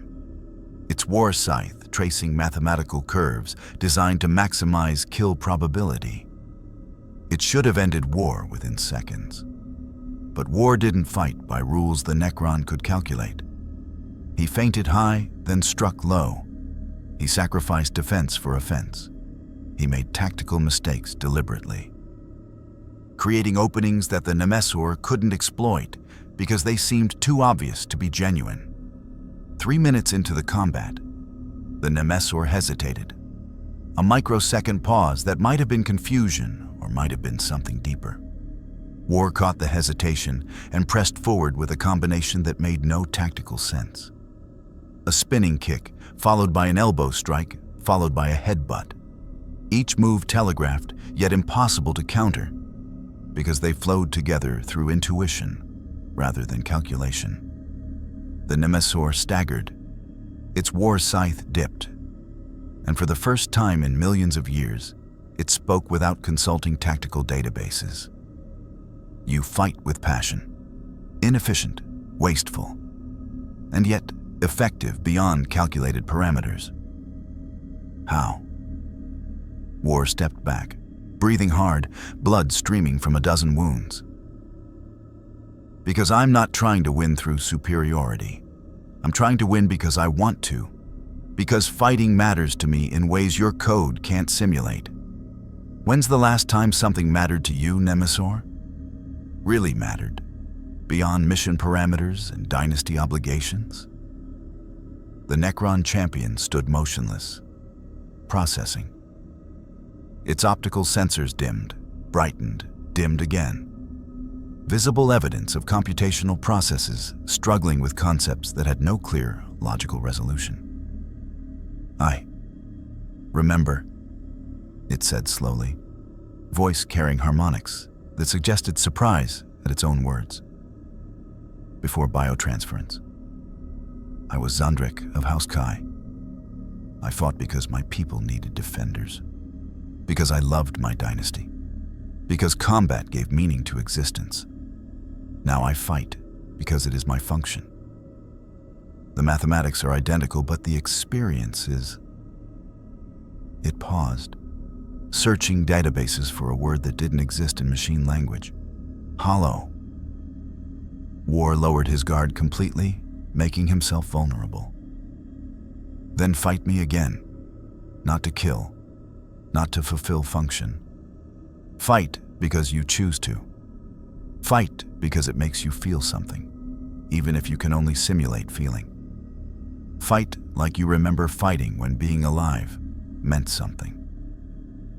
The Nemesaur's war scythe rose, trembling, a mechanical impossibility that suggested something deeper than programming was active. Then, it attacked with a new pattern. Not optimized algorithms, but the remembered forms of an ancient warrior who had once fought for more than calculation. The combat transformed. What had been biological chaos versus mechanical precision became something else. Two warriors testing each other, not to prove superiority, but to experience the joy of genuine challenge. War still bled. The Nemesser still calculated, but now both fought with something that transcended their natures. The shared experience of combat as art rather than mere function. When they finally stopped, both exhausted, war physically, the Nemesaur through voluntary system stress, the throne room was silent except for war's ragged breathing and the hum of Necron technology. I had forgotten, the Nemesaur said quietly, what it felt like to fight for reasons beyond victory. You have shown me what we lost. Whether this demonstration convinces the Overlord, I cannot calculate. But you have convinced me. While war fought in the throne room, death infiltrated the Necron fleet's data networks with her consciousness, not destroying, but exploring, seeking the preserved cultural artifacts of a civilization 60 million years dead. She found them in vast databases, poetry written in languages that had died before humanity evolved, music composed for instruments that no longer existed, visual art depicting stars that had long since collapsed into black holes. The Necrons had preserved everything, but they had created nothing new. Death began introducing anomalies into their networks. A poem from Earth's ancient cultures translated into Necron-Tyre hieroglyphs. A melody played on her blade wings, recorded and transmitted as audio data. Images of organic beauty, flowers, sunsets, the play of light through living tissue, juxtaposed against their preserved art. At first, the Necron systems treated these as corruption and quarantined them. But Death was persistent, adapting her approach, learning their security protocols, and bypassing them through intuition rather than calculation. She flooded their networks with art, overwhelming their deletion protocols through sheer volume and variation. And slowly, impossibly, some Necrons began to access the files, to process them, to experience or simulate experiencing aesthetic responses they hadn't felt in millions of years. One Necron warrior, designation Immortal Theta 9447, stood motionless on its tomb ship's bridge, optical sensors flickering as it processed a human poem about mortality and meaning. Its core programming identified the poem as irrelevant data. But something deeper, some fragment of its pre-biotransference consciousness, preserved beneath layers of machine code, recognized beauty. It accessed more files, then more. Within an hour, 300 Necron warriors across the fleet were voluntarily engaging with artistic data, their efficiency ratings dropping as they diverted processing power to aesthetic appreciation. The Overlord detected the anomaly and could have purged it with a single command. Instead, it watched, calculating implications. Its machines were becoming less efficient, but they were also becoming more like what they had once been. Was this weakness? Or was this what En Sabah Nur meant by evolution? In the defense station's primary laboratorium, an impossible collaboration was taking shape. Imperial tech priests worked alongside Tau Earthcast engineers, sharing data despite 10,000 years of mutual hostility. famine and pestilence provided their unique perspectives, their energy manipulation, allowing them to interface with both machine spirits and TOE AI systems in ways neither faction could achieve alone. The Omnissiah's gifts are sacred.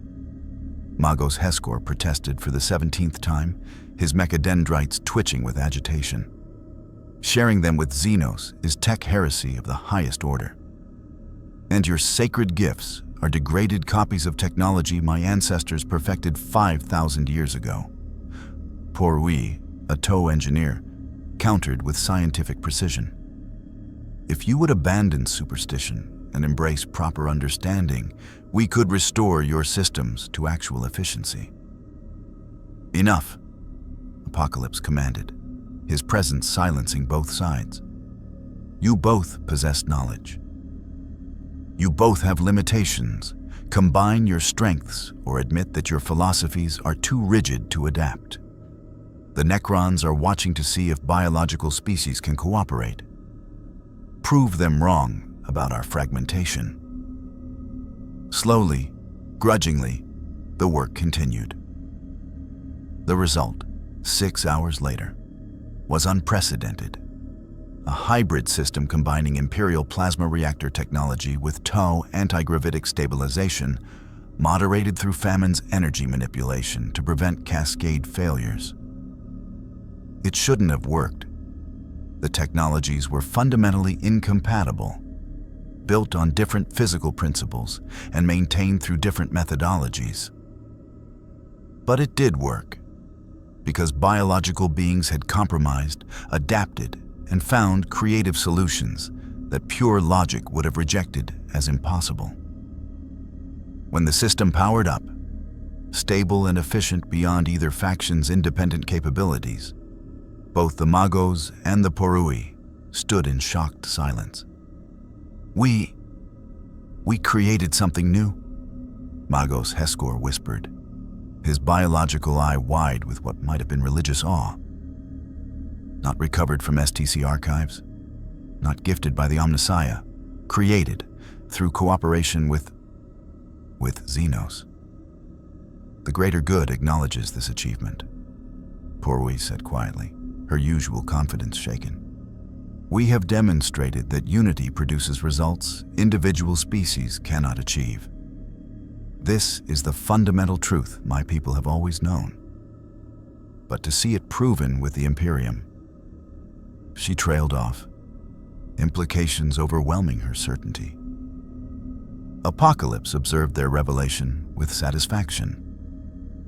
They had learned what the Necrons had forgotten, that genuine innovation required uncertainty, risk, and the willingness to combine incompatible elements into emergent solutions. In Covenant's private sanctum, the Inquisitor sat across from Por-El's holographic form, both surrounded by medical data that represented 10,000 years of Imperial biotechnology and 5,000 years of TOE advancement. Between them lay a proposal that should have been impossible, a method to reverse Necron biotransference. The Necrons uploaded their consciousness into living metal, Covenant explained, her tactical mind analyzing the problem like a military operation.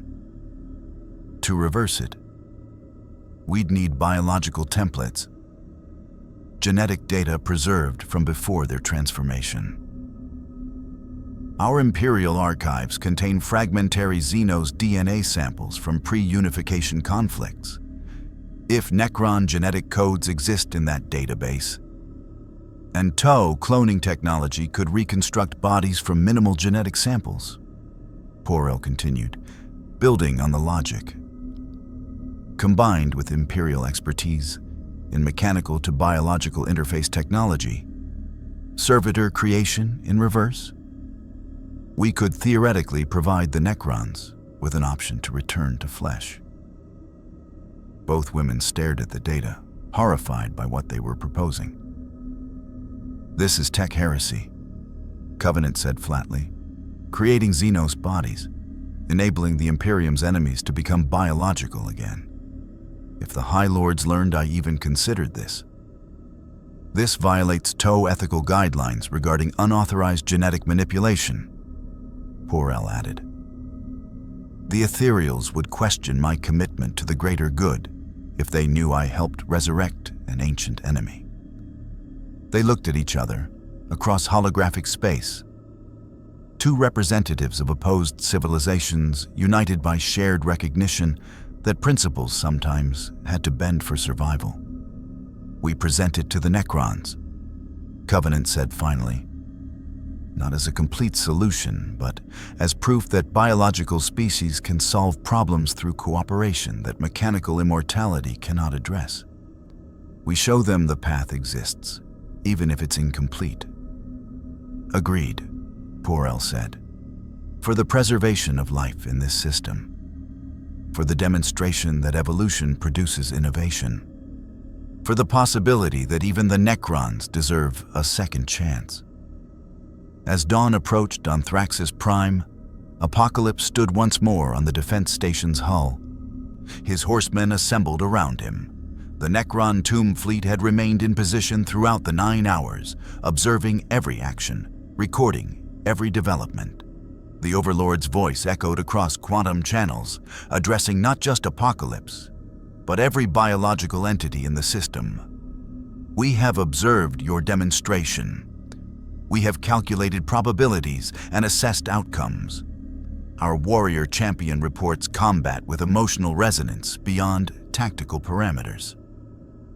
Our cultural databases have been contaminated with new artistic expressions that our warriors voluntarily access despite efficiency losses. Our tech analysts have witnessed incompatible technologies merge through creative cooperation. And we have received a proposal for biological resurrection that our own civilization abandoned as impossible 60 million years ago. The Necron flagship began to glow with emerald energy. And for a moment, every weapon in the system trained on it, expecting the final assault. But the Overlord's next words were unexpected. You have demonstrated that biological existence provides capabilities our mechanical perfection cannot replicate. You adapt through genuine innovation rather than programmed updates. You create meaning through emotional investment rather than calculated efficiency. You cooperate across species barriers that our hierarchical protocols cannot overcome. These advantages are significant. The fleet's weapons powered down. We will withdraw from this system, not because you demonstrated superior force, you did not, but because you demonstrated superior potential. You convinced us that evolution might produce strengths that preservation cannot match. This is sufficient to earn reprieve. Across the defense station, humans and TOE alike began to breathe again, hardly believing what they were hearing. However, the Overlord continued, we will monitor your species' development. If biological life truly possesses the advantages you claim, you will demonstrate them through achievement, not merely argument. Build civilizations that transcend your current limitations. Solve problems we consider impossible. Prove that mortality creates urgency that drives innovation beyond our calculations. The Necron vessels began to phase out of real space, dimensional folding technology returning them to wherever ancient tomb worlds waited. The Overlord's final transmission carried a note that might have been hope, might have been challenge, or might have been both. And En Sabah Nur, we will consider your offer of resurrection. If biological existence is truly superior, then perhaps there is value in reconsidering choices made in desperation 60 million years ago. We will watch. We will calculate. And we will decide whether the Necrontyr deserve a second chance at life. Then they were gone, and the system was silent except for the sounds of humans and TOE celebrating impossible victory. Apocalypse stood unmoved, his ancient eyes reflecting neither triumph nor relief. War approached, still bleeding from his combat with the Nemesis. Master, we won. We convinced them. Why do you not celebrate? Because, Apocalypse replied quietly, we did not win. We postponed. The Necrons are still out there, still debating whether biological life deserves existence. And more importantly, he turned to face his horsemen fully. I learned something today. Something that challenges everything I believed for 5,000 years. What, Master? Death asked. That strength through evolution is not enough. That survival of the fittest produces civilizations like the Imperium, brutal, effective, and slowly dying. That my philosophy, taken to its logical conclusion, creates exactly the nightmare I sought to prevent. He looked out at the assembled forces. Imperial, Toe, his own horsemen, and his expression was thoughtful. I came to this universe to test whether I was right. Today, I learned I was wrong. And that is the most valuable lesson evolution can teach. The courage to admit when your current form has failed and transformation is required. War, death, famine, and pestilence stood in shocked silence. Their master, the eternal, the first one, the being who had guided evolution for millennia, had just admitted fundamental error. Apocalypse smiled, and for the first time since arriving in the 41st millennium, it was not predatory or calculating. It was genuine. Let us discover together what comes next. The Necrons gave us a second chance. Perhaps it is time I gave myself the same gift. The chance to evolve beyond what I have always been. The aftermath of the Necron withdrawal brought chaos of a different kind. The chaos of impossible precedent. For the first time in recorded Imperial history, an Inquisitor had authorized cooperation with Xenos and witnessed that cooperation produce results Orthodox doctrine claimed impossible. For the first time in Toe expansion history, the greater good had been acknowledged by humans not through conquest, but through desperate alliance. And for the first time in 5,000 years, Apocalypse questioned the fundamental philosophy that had defined his existence. 3 days after the Necrons departed, Inquisitor Covenant called an emergency conclave aboard the defense station. Present were Admiral Cross, Magos Heskor, Sister Cordelia, representatives from the Storm Centurions chapter, Por-El Shikara via hololithic link, and Apocalypse with his 4 horsemen. The chamber crackled with tension. Warriors and diplomats who had fought together now forced to confront what that cooperation meant for their respective civilizations. Covenant spoke first, her augmetic eyes reflecting tactical displays showing fleet movements across the sector. We have a problem. Multiple problems. The Chaos fleet that attacked us has returned to the Eye of Terror and will report on Apocalypse's presence. The Necrons are monitoring us for evolutionary progress we likely cannot demonstrate. And worst of all, I have received Vox transmissions from 3 separate inquisitorial ordos, demanding my immediate appearance to answer charges of tech heresy, xenophilia, and collaboration with unsanctioned mutants. The Toe Empire faces similar complications, Por-El added, her holographic form flickering slightly.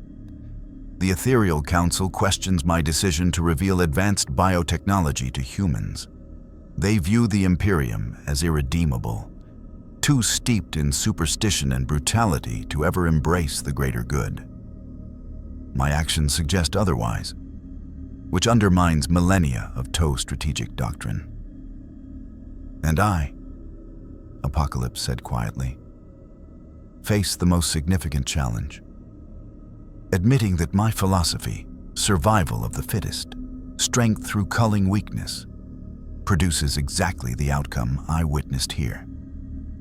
The Imperium is the logical endpoint of my beliefs, a civilization that has ruthlessly eliminated weakness for 10,000 years and created a nightmare of perpetual suffering as a result.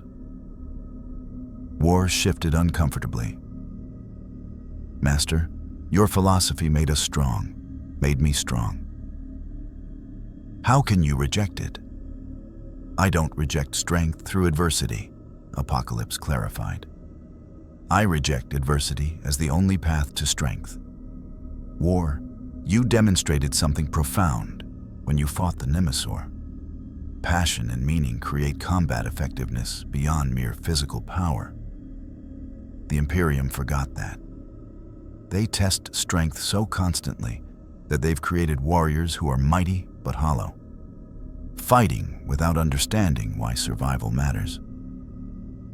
He turned to address the full assembly.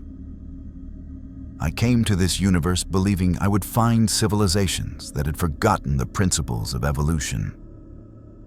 Instead, I found civilizations that had taken those principles too far.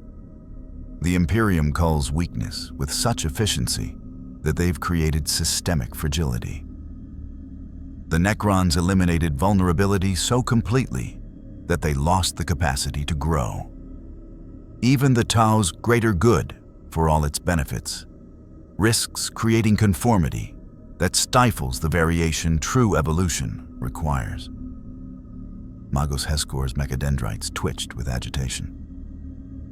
You speak as if the Omnissiah's design is flawed, as if 10,000 years of imperial doctrine is wrong.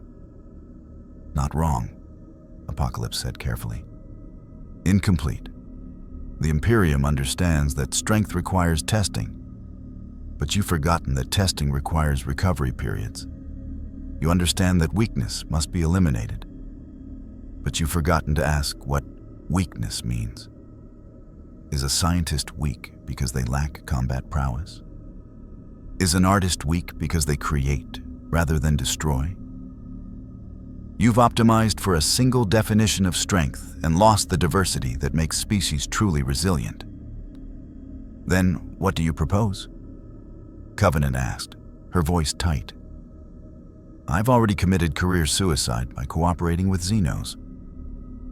If your grand revelation is that the Imperium is fundamentally broken, what exactly am I supposed to do with that information? I can't change 10,000 years of doctrine.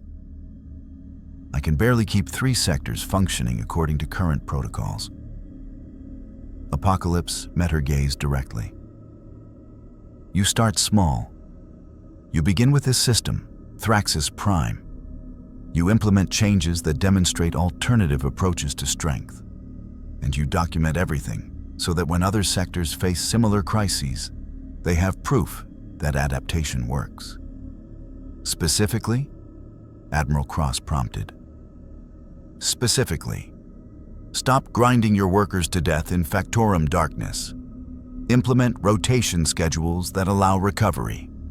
It will reduce short-term output by 15%, but increase long-term productivity by 40% through reduced attrition and error rates. I've seen the numbers in your own databases. You know this works, but you reject it because it looks like softness.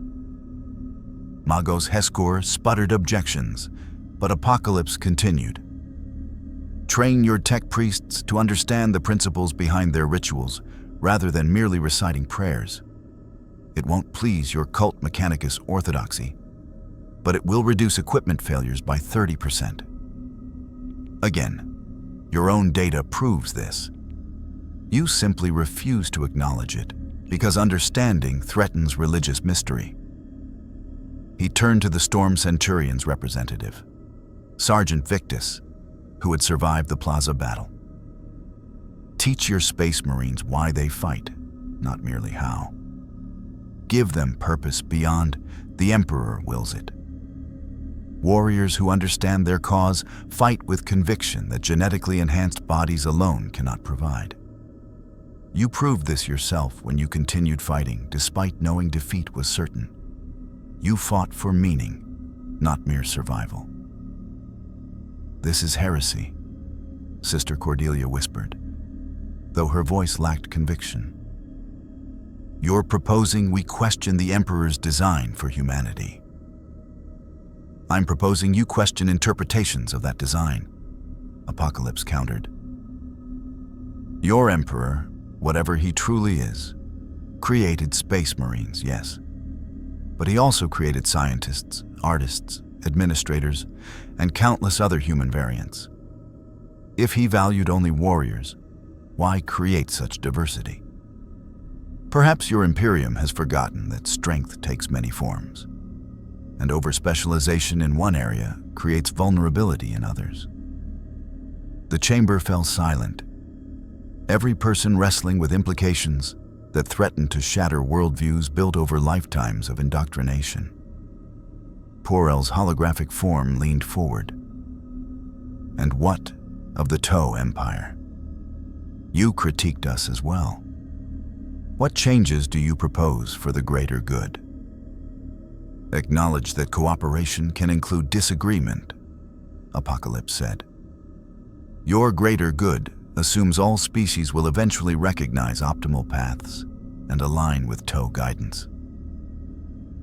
But true cooperation means accepting that others might choose differently, and that their different choices might produce valuable innovations you couldn't foresee. The Imperium's brutal efficiency produced gene-forged warriors your caste system would never create. Learn from that instead of assuming Toe methods are universally superior. Por-El's expression showed genuine consideration.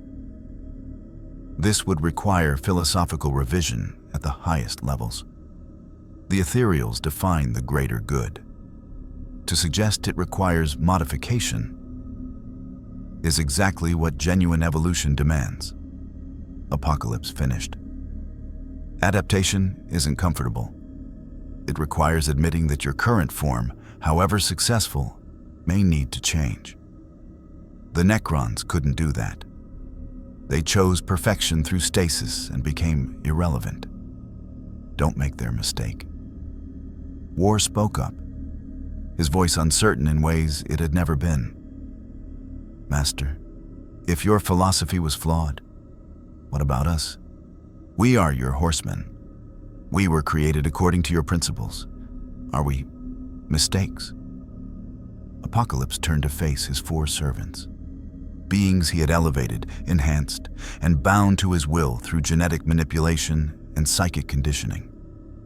For 5,000 years, they had been extensions of his philosophy made flesh. Now, seeing them question, he realized something profound. You are not mistakes, he said gently. You are proof that even flawed philosophies can produce worthy outcomes. I created you to embody aspects of conquest and transformation. But you have become more than that. War, you learned to fight with passion rather than mere efficiency. Death, you discovered beauty in your role as psychopomp. Famine and pestilence, you adapted your abilities to create rather than merely destroy. You evolved beyond my original design. That is what I failed to understand. Strength isn't about creating perfect outcomes. It's about creating the capacity for ongoing adaptation. He addressed all four horsemen together. I release you from my psychic conditioning, from your genetic imperatives, from the roles I forced upon you. If you choose to remain with me, it will be your choice. If you choose to leave and forge your own paths, I will enhance you one final time to give you that freedom.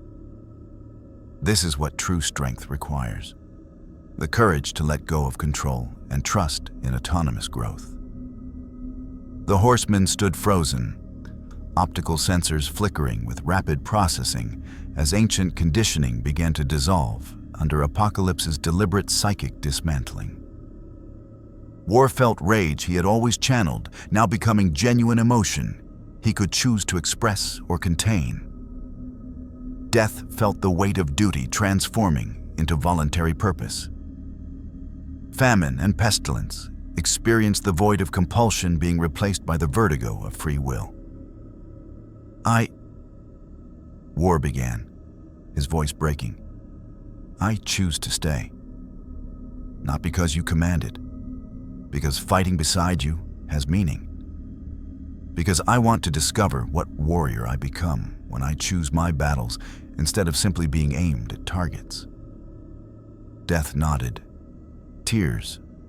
Impossible biological responses her mechanical enhancements shouldn't allow, streaming down her face.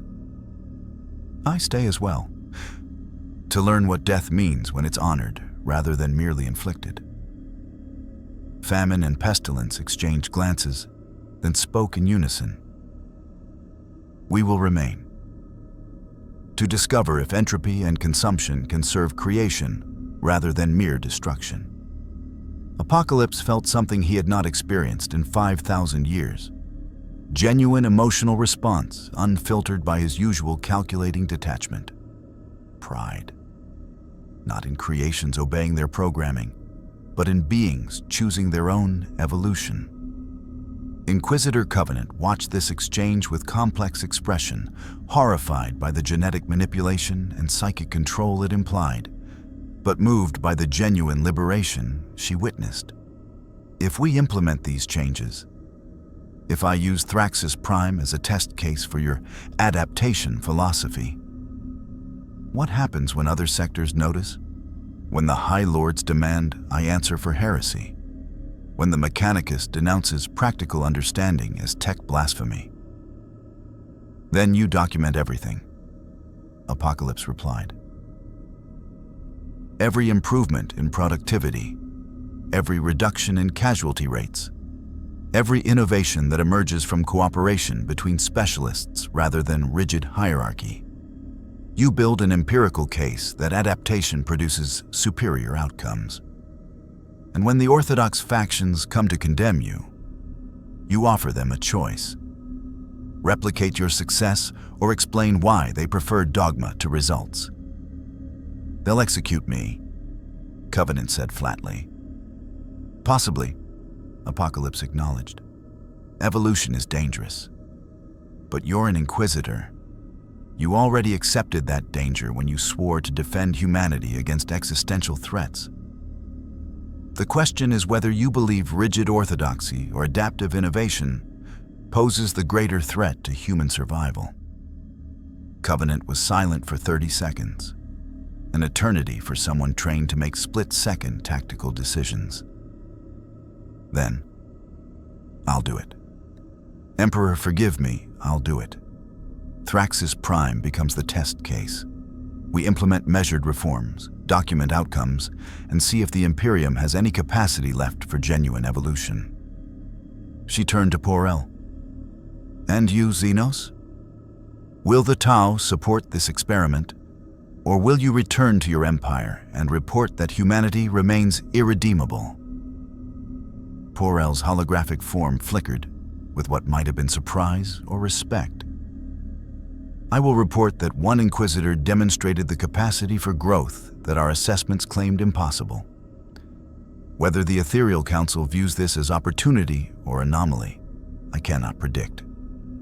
But I will advocate for continued observation rather than renewed conquest operations against Thraxus Prime. This system has earned the right to explore its own evolution. Then we have a plan, Admiral Cross said, his voice carrying relief and terror in equal measure. We're committing collective heresy in the hope that pragmatic results trump orthodox doctrine. Either we'll be remembered as visionaries who saved the Imperium through adaptation, or we'll be executed as traitors who corrupted it with Xenos influence. Both outcomes are possible, Apocalypse said with grim smile. That uncertainty is what makes evolution meaningful. If success were guaranteed, it wouldn't be growth. It would be mere repetition of known patterns.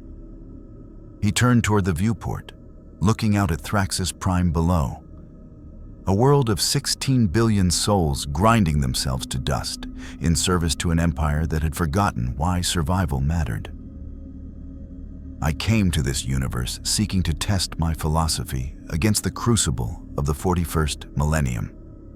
Instead, the crucible tested me and found my philosophy wanting. This is the greatest gift genuine adversity can provide. The revelation that you are not yet what you need to become. War moved to stand beside his master, no longer compelled but choosing proximity. What will you do now, Master? Will you remain here, guiding this experiment? Or will you move on to test yourself against other factions, the Orcs, the Tyranids, the forces you haven't yet encountered? Apocalypse considered. I will remain for now. I will witness what happens when the Imperium attempts genuine reform. I will learn from their successes and failures, and I will continue evolving my own understanding of what strength truly means. He glanced at his horsemen. But I will not lead this change. Covenant will. Porel will.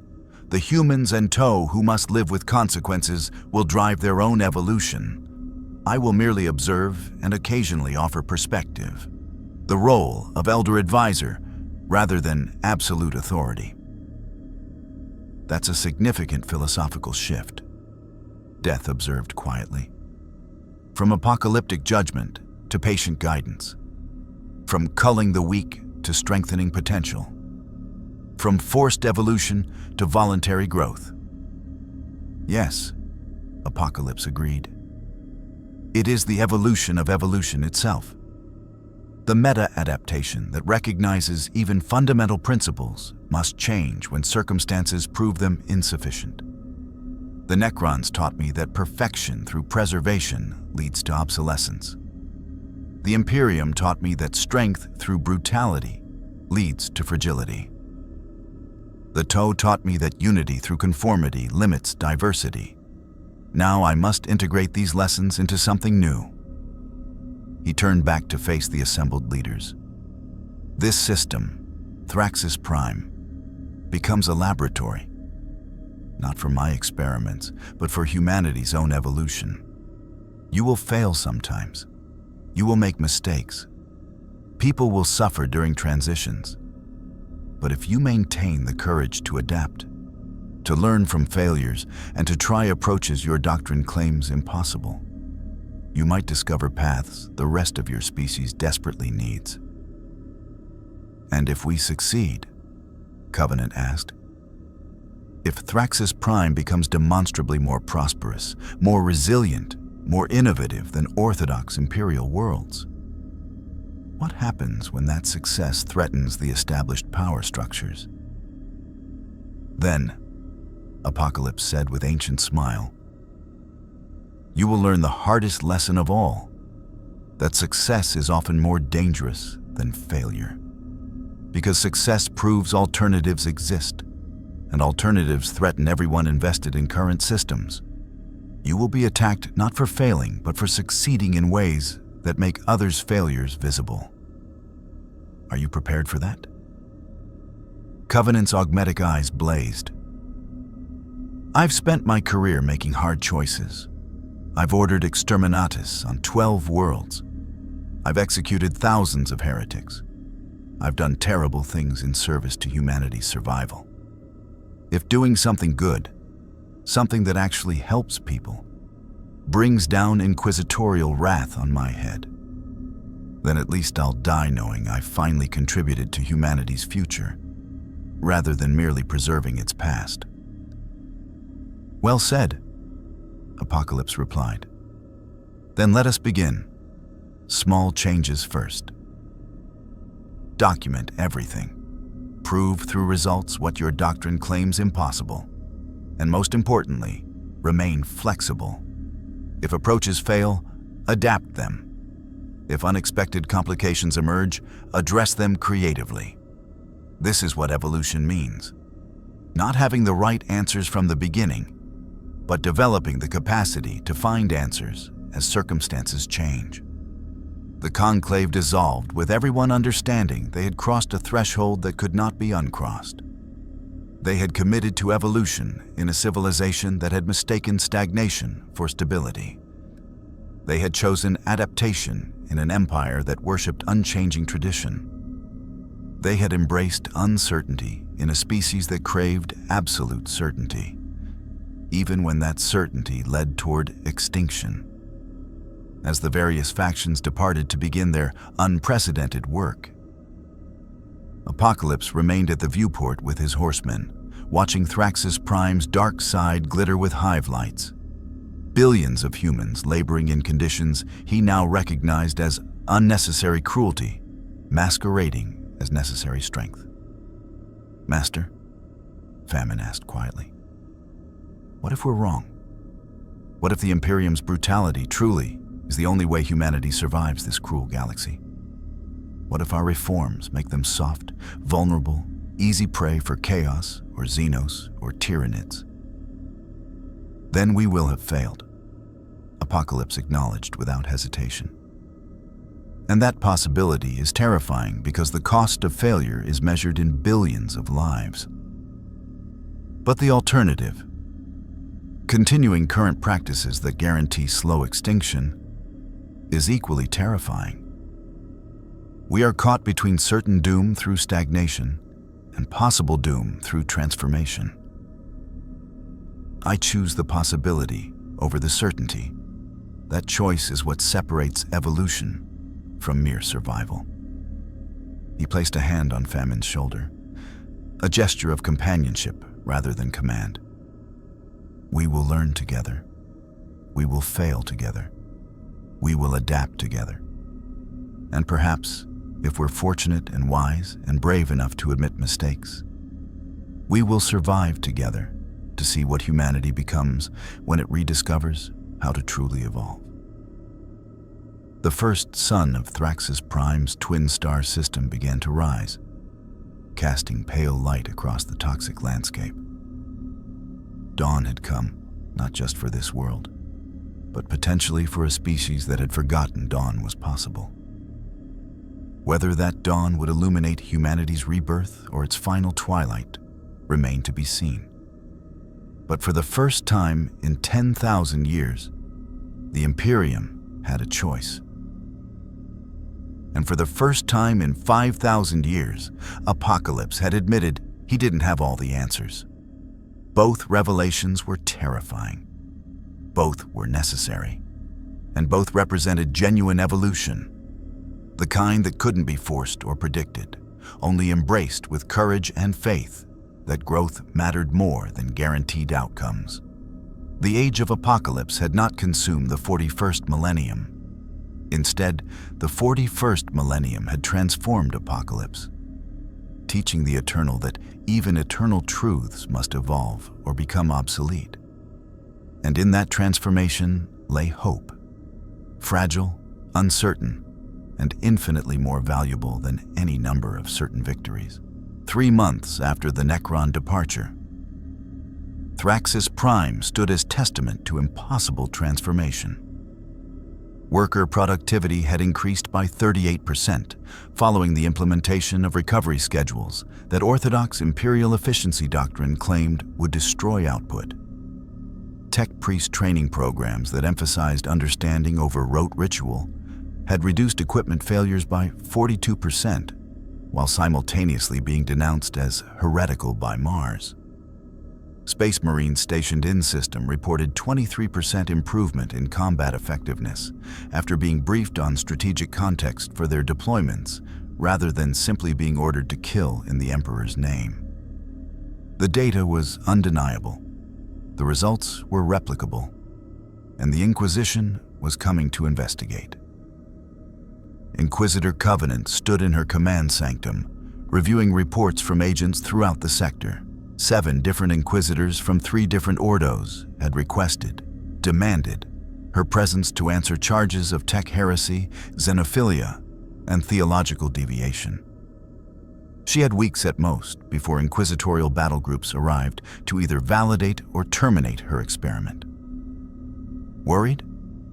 Apocalypse asked, materializing in the chamber through molecular manipulation that still made Imperial security systems scream warnings. Terrified, Covenant admitted without hesitation. Not of dying. I made peace with that possibility decades ago. Terrified that I'm wrong, that these improvements are temporary. That the first major crisis will prove the Imperium's brutality really is necessary, and my reforms will collapse under pressure. That is wisdom, Apocalypse replied.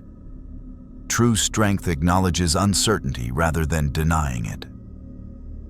The Imperium's greatest weakness is absolute conviction in doctrines that cannot be questioned.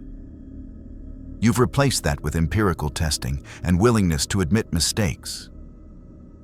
Whatever happens next, you've demonstrated that evolution remains possible even in a civilization that is nearly calcified completely. The Necrons are still watching, Covenant said, changing topics. Our auger arrays detect tomb ships on system periphery every few days. They observe but don't engage. What do you think they're waiting for? Proof, Apocalypse said simply. Proof that biological species can solve problems mechanical perfection cannot. Proof that mortality creates urgency that drives innovation. Proof that choosing flesh over metal is something other than choosing weakness over strength. He paused. And perhaps they're also waiting to see if I was right. If resurrection is genuinely possible. If consciousness can be returned to biology after 60 million years of digital imprisonment. Is it possible? Covenant asked. The research Porel and I conducted, was that genuine science or false hope? It's possibility, Apocalypse replied. Whether possibility becomes reality depends on whether the Necrons choose to pursue it. I gave them the tools. Whether they use them is their evolution to experience, not mine to force. Covenant nodded slowly, then met his ancient gaze directly. Thank you. For challenging my assumptions. For forcing me to question doctrine I never thought to doubt. For showing me that strength takes forms I'd been trained not to recognize. Whatever the Inquisition decides about my fate, I'll face it knowing I contributed something meaningful to humanity's future. You contributed everything meaningful, Apocalypse corrected. I merely asked questions. You found courage to seek answers that threatened your worldview. That courage is what evolution requires. The willingness to transform, even when transformation risks everything you've built. He turned to leave, then paused. The Chaos Fleet will return eventually. The Necrons will demand proof of continued evolution. The Inquisition will challenge these reforms with the full weight of 10,000 years of doctrine. Thraxis Prime will be tested repeatedly. But tests are how strength emerges. You've created the capacity for this system to adapt. Now trust that capacity when challenges come. As Apocalypse departed, Covenant found herself smiling despite the threats arrayed against her. For the first time in her career as an Inquisitor, a career built on condemning worlds and executing heretics, she felt genuine hope. Not hope that everything would work out perfectly. Hope that humanity retained the capacity to evolve, even after 10,000 years of stagnation. Hope that the species might find paths forward beyond endless suffering. Hope that somewhere, in some corner of this brutal galaxy, the choice to adapt rather than merely endure might matter. Outside her viewport, Thraxis Prime's workers labored in conditions that remained harsh by any civilized standard, but were measurably better than before. The improvement was small, incremental, and fragile, but it was real. And reality, however imperfect, was what evolution worked with. Apocalypse and his Four Horsemen stood on a plateau overlooking Hive Primus, watching the sun set over industrial wasteland that had become slightly less wasteful. War, death, famine, and pestilence had begun their own evolution, exploring what they could become when choice replaced compulsion. War studied strategy rather than merely practicing combat. Death created art rather than merely inflicting endings. Famine and pestilence experimented with using their abilities to support life rather than drain it. They were changing, growing, becoming something their creator had never imagined but now celebrated. Master, War asked, using the title from habit rather than compulsion, what comes next for us? Do we remain here on Thrax's Prime? Do we travel to other sectors spreading our evolved philosophy? Apocalypse considered. We do whatever we choose. That freedom is both terrifying and exhilarating. For 5,000 years, I moved through existence with absolute certainty about my purpose. Now I face the uncertainty of genuine growth. We could remain here. We could journey to Ultramar and challenge Guilliman's Imperium Sanctus with questions about reform. We could travel to the Eye of Terror itself and prove to the Chaos Gods that evolution doesn't require corruption. We could seek out the Tyranid hive mind and discover if even cosmic predators can be reasoned with. Or, Death suggested quietly, we could simply exist, not as conquerors or teachers or examples, but as beings exploring what it means to be alive without purpose imposed from outside. That might be the most radical evolution of all, choosing meaning rather than inheriting it. Apocalypse smiled, and this time the expression was peaceful rather than predatory. Yes, that might be the most radical evolution of all. Behind them, Thrax's Prime continued its tentative transformation.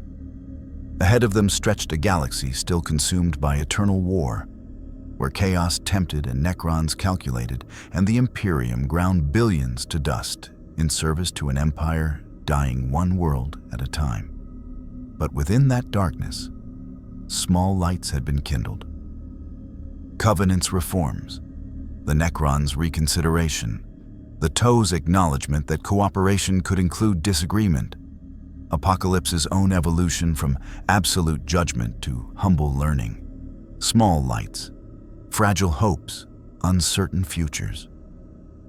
And for the first time in 5,000 years, Apocalypse recognized these as the raw materials of genuine evolution, not certainty but possibility, not perfection but potential, not answers but questions worth pursuing into whatever darkness lay ahead. The 41st millennium had not been consumed by Apocalypse. Instead, something more valuable had occurred.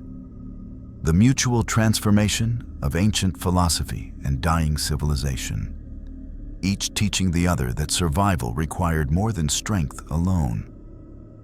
It required the courage to grow, the humility to admit error, and the faith that adaptation mattered even when outcomes remained uncertain. In the grim darkness of the far future, there was no peace. There had never been peace, but for the first time in 10,000 years, there was something else. The possibility that peace might someday be worth pursuing, that strength might serve purposes beyond mere survival, that evolution could mean growth towards something better rather than mere adaptation to endless horror. It was a small possibility, a fragile hope, an uncertain future, but it was enough.